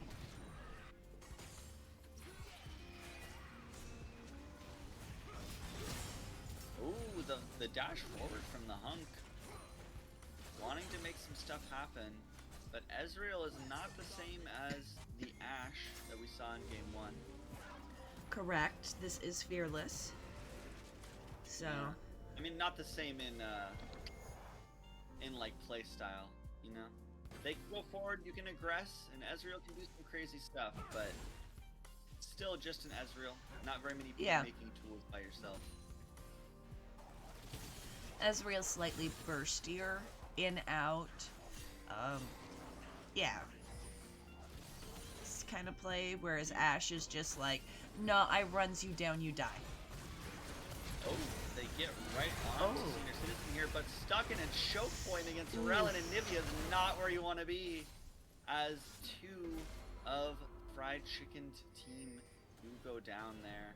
And this next business meeting, again, nearly a solo meeting. We see Griffin come in at the end, just for some moral support, as this Rift Herald will go down. And that is feats claimed. Yeah, Lane 0 just pulling ahead in this game, number 4. Reminder, if they win, this is the series over to them. They have a 4.5k gold lead in game 4, match point. So, very, very happy position for Lane 0 to be in. Though, very much so a team with Maokai and an Azir, and this Azir is still doing very well. Azir is still getting gold, still scaling up, still buying items. Outside of Jax, Azir has the second most gold in the game, essentially. So, does have the second most gold in the game. So they are definitely going to be doing stuff. As long as they're allowed to. And with Braum, Aatrox, and Maokai, hopefully Earl King will be able to do stuff. Indeed, as they might actually lose the bot tower here to Proto. But we see Earl King is moving over. That is first tower, but they already secured feats, so it's just an extra bonus of gold for lane 0. Oh. We might have a full 5v5 around this. Actually, Griffin doesn't have TP, so this is going to be a 4v5. As the roots come out, they're on to Jackson, and Jackson's already chunked before this fight even starts. They do finally claim the kill. Earl King dashing in to get that gold. They want to look first. Not having Griffin here might have spelled disaster for lane 0. They give over their jungle. They're gonna give over the dragon. But actually, Proto did take LND on the other side. Not bad as they're fighting on two fronts, but they are trying to commit onto Proto. But the Hung is taking Habibi off the other side. But look back at this top lane, we see Griffin just split pushing, is going to get about that 600 gold for themselves off that tier 2 turret. But this fight in the bot side has been so close. The Egg Nivea will be popped here and will go down to the Azir once again. Now 4 kills, even more gold on Earl King. This is their game to carry. Nice job. Oh! As the fighting doesn't stop, and the Hunk is being taken down by Griffin, finally showing up a little bit late to the fight. The dash comes out, but now slowed and flashed on. Earl King goes down. This Varus is in trouble though. Watch Scruffy. No World Ender available, but this is not a 1v1 you want to take if you're the Jax. Actually hopping back in, does have a little bit of backup with BB behind, but this is Chunk's flash forward as well, and they take out LND. These jungle camps might be up for grabs if they want them, but this stayed in that area just look a little bit long. So lots of shutdowns were had. Proto had to shut down, Varus had to shut down, so Aatrox and Earl King able to pick up lots of gold. So they do have bounties available. Those have been available since 17 minutes, but they did just really do good things. They just stayed a little bit long. They were able to come back into it. Scruffy's sitting on a significant amount of gold. They should go back. That jungle gap is, gold-wise, nearly double. Okay, play your head. Here, the Magnet Storm comes down. They already are catching onto the Hunk and just burst with the Varus, just doing so much burst damage. Now having 2 items completed, and Griffin just doing Griffin things. Pushing them out, making them anxious, getting in their face. So the bottles are wins. Generally in a best of 3, we have all the bottles available. This is best of 5. I don't have the overlays for that. So I just basically took the 1-1 of the first 2 games and here. Okay, yeah, poor tree. Tier 2 is gonna go down. This tree is just getting farmed. Yeah, tree farming. Ugh. Terrible for the environment. Anyways, the bottle means that lane 0 is up a game and on game point. Match point. And there's Scruffy going down too as Griffin wants more, half-healthing the Hunk with 1 round of ability. Oof. Crazy. Wow, okay. I don't know about you, I have a feeling this is going to end at game 4. Almost, about 8,000 gold lead here? Yeah. For lane 0. 8,000 gold lead at 21 minutes is a lot. Okay. Okay.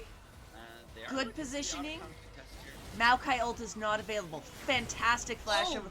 He stole it! Traded away the Otacon! L&D! He Your stole smite it. was amazing! Can they take the fight? Ooh, this Maokai's Nope, not sack looking long self, for the sack world. self. Take it and leave. Good job. Yeah. Oh, Nice that is smite steal there, and awesome. that may seem small, but that is so much experience. Yes, and There's a so much bounty. value. That was 1,000 gold bounty for the team too. That's really good. Nicely done there from L&D, clutching up at the last second. Now it's still about a 7,000 gold lead, Yeah. but not having the Otacon for lane 0 does make their game harder. Uh-huh. Let's see. I mean, nearly 5k of that gold lead is just in the jungle, and Maokai is still useful. Hit the smite, has ultimates and CC, so really, it's only like a 3k gold lead. Oh. And it looks like we have a pause. Yep. I'm seeing in the chat there that it says the mid spacebar isn't working properly. Uh-oh. That's not ideal. No. Not if you're Earl King. Is that who it was? Oh, Yeah. we're back in the game anyways. So we are in Yep. game. It will unpause, and then we have our And we get the post-pause classic pause. Yeah. Yep. So a little bit of extra time here. Looks like our next business meeting will be around either the Dragon or the Baron, both spawning just over 2 minutes from now. If I were lane 0, I would say screw the Dragon. It's not even our sole point. Okay, If they this fight is the a Baron, I long think they just win the post-pause game. pause. Oh, there it goes. Okay. There it goes. Okay. I got worried. But yeah, I would just say screw the Dragon. I'd say they go for the Baron. If they get the Baron and they secure the objective, it's just so easy to push in, take the last tier 2, get those inhibitors. But we'll see what they want to do. Yep. Okay.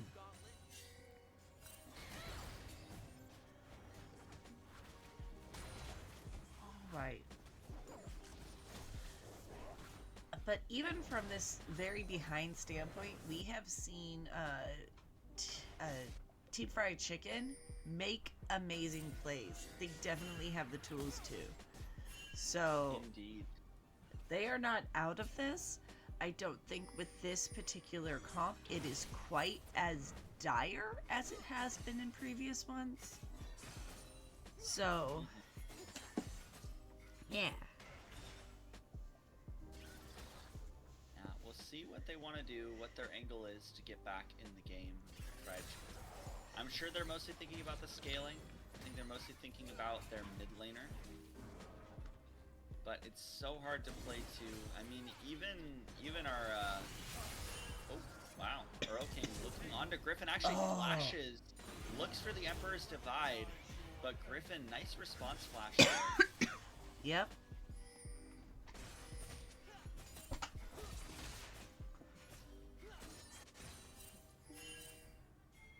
Okay.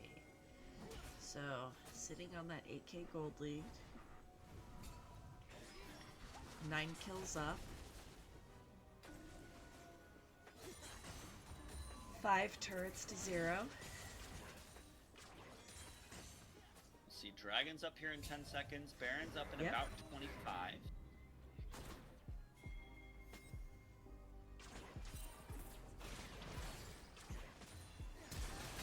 Oh, flash forward onto the hunk, but is able to shift away. Nice.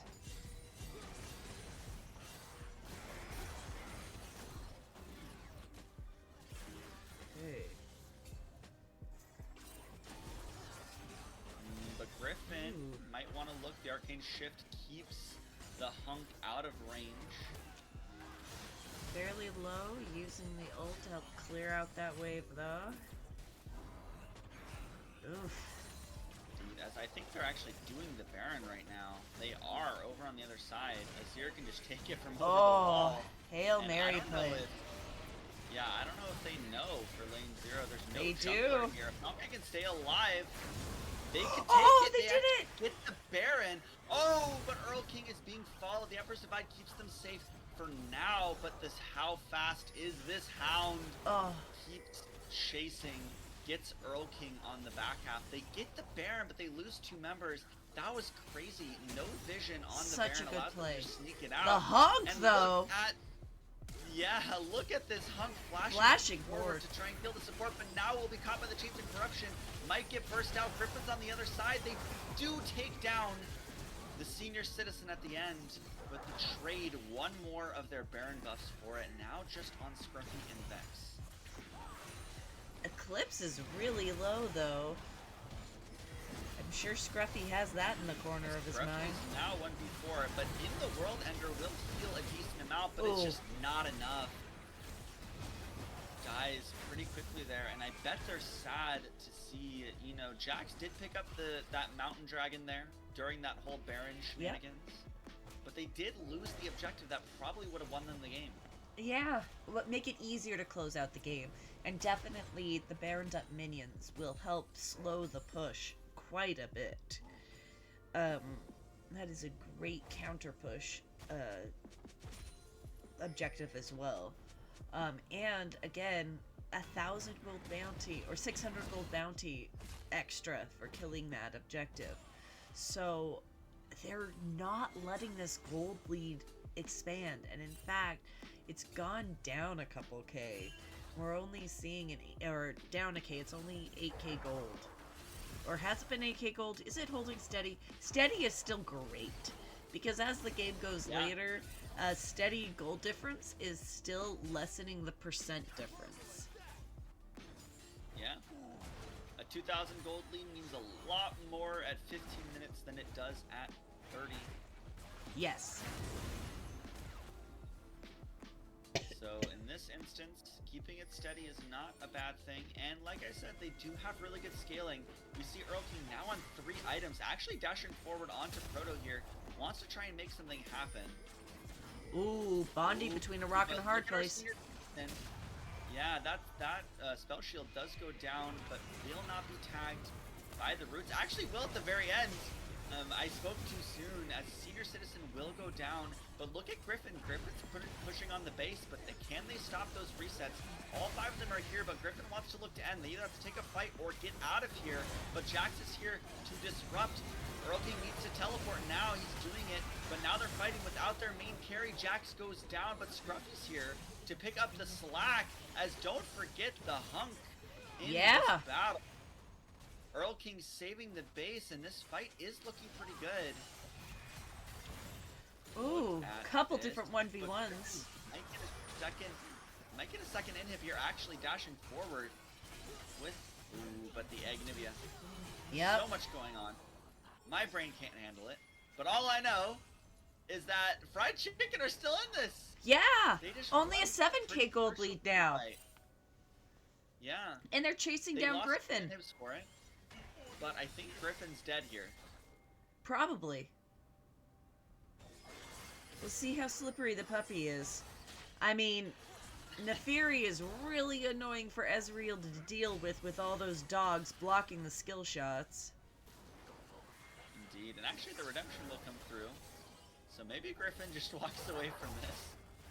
Yeah. But the longer they chase, the more vulnerable they are. Wow, Griffin actually Team's does coming up. Goodness. They could look for another fight. Griffin is a little low, but they're in a choke point against this Varus, which is never fun. Magnustorm comes out. Maokai almost dead. Senior Citizen claims it, but will go down on the other side as Earl King is now up and online in this team fight. Griffin finds themselves in a rock and hard place again, but here's Earl King getting jumped on by 2. The Emperor's Divide keeps them alive. Flash as well as Proto joins the fight a little late, and now we're split up. Griffin's life is best. Look at the base, though. Super minion with Neferi there. The super minions are pressuring. Okay, they did get their backs off. I don't know what's going on anymore. Earl King deep in enemy territory.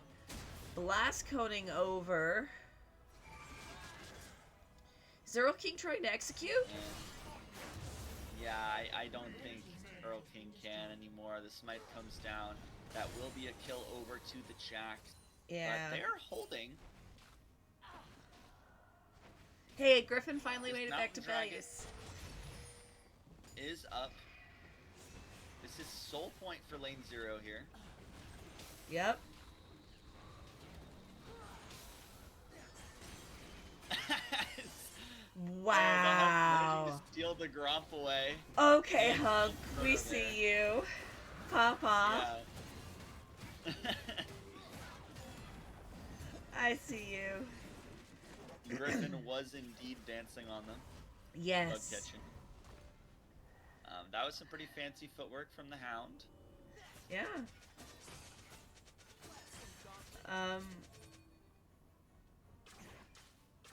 Okay. I see a lot of pings in chat for the Vars. Yeah. I don't know what I'm that's pretty about, sure that senior citizens team may be trolling him a little bit. Love to see it. Yep. As long as they're confident, if they're In-game if they're banter. not too stressed right now. Yeah.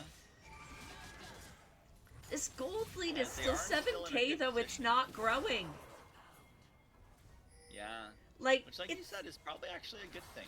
yeah. Team Fried Chicken are fighting. But Oh. Look at Oh. Earl King already Oh. so low and getting sniped by senior citizen. They may Okay. be a senior, but their mechanics are on point. I think that's and game. That is just devastating. We'll see. They're committing on the bot side. They're committing on the top side. LMD just wants another miracle steal, but won't be able to make it into the pit, and Nope. or will die first. And Griffin on the other side is not dying to the 1v2. Yep. I think this might just be the end. I think this is of Team game, Fried and I Chicken. think this may be series. Getting a reset, escorting the mid wave in. Supers are going to get that Baron buff on it, and 24 minutes on Maokai. Ezreal doesn't do terribly much against super minion waves, so they do have decent wave clear. Azir being there is going to be a huge help, but just need Maokai's to escort in almost that back up, top too. lane. Oh, they're moving down to that bot lane. They just really need to find a team fight. If LZ get a team Yeah. fight at all, if they kill one person, I think this is just game over. They're being very Watch this Rel completionist. going in Magnet Oh! Storm, catches 2, stun, crash down, and actually will die to the Hunk on the other side, but I think enough will be traded for it. They trade top lane, they trade support, the Emperor's Divide, trying to keep Earl King alive. They go golden, actually getting pretty low, but will go down on the other side of it, and this must be the end finally, as I think the jungler for LZ having just a little bit of fun there, maybe. Yeah. But, Hey, the Hunt got a kill. yeah, the Hunk did get a kill on the other side, still 5 and 2 at the end of Going this for a one. miracle defense But- here. Oh, shifting Getting over the a little wall, bit chunked of flashing flash in. force. Senior Oh, Citizen! so close! Oh, he's alive! Hunk clearing. With Oh, the snipe again. And that with will be that- hunted down, and you will get to see the Nexus explode. yes. Congratulations to Lane 0 Glue Eating Reapers, our LCS victors for the season 15 of the low budget LCS.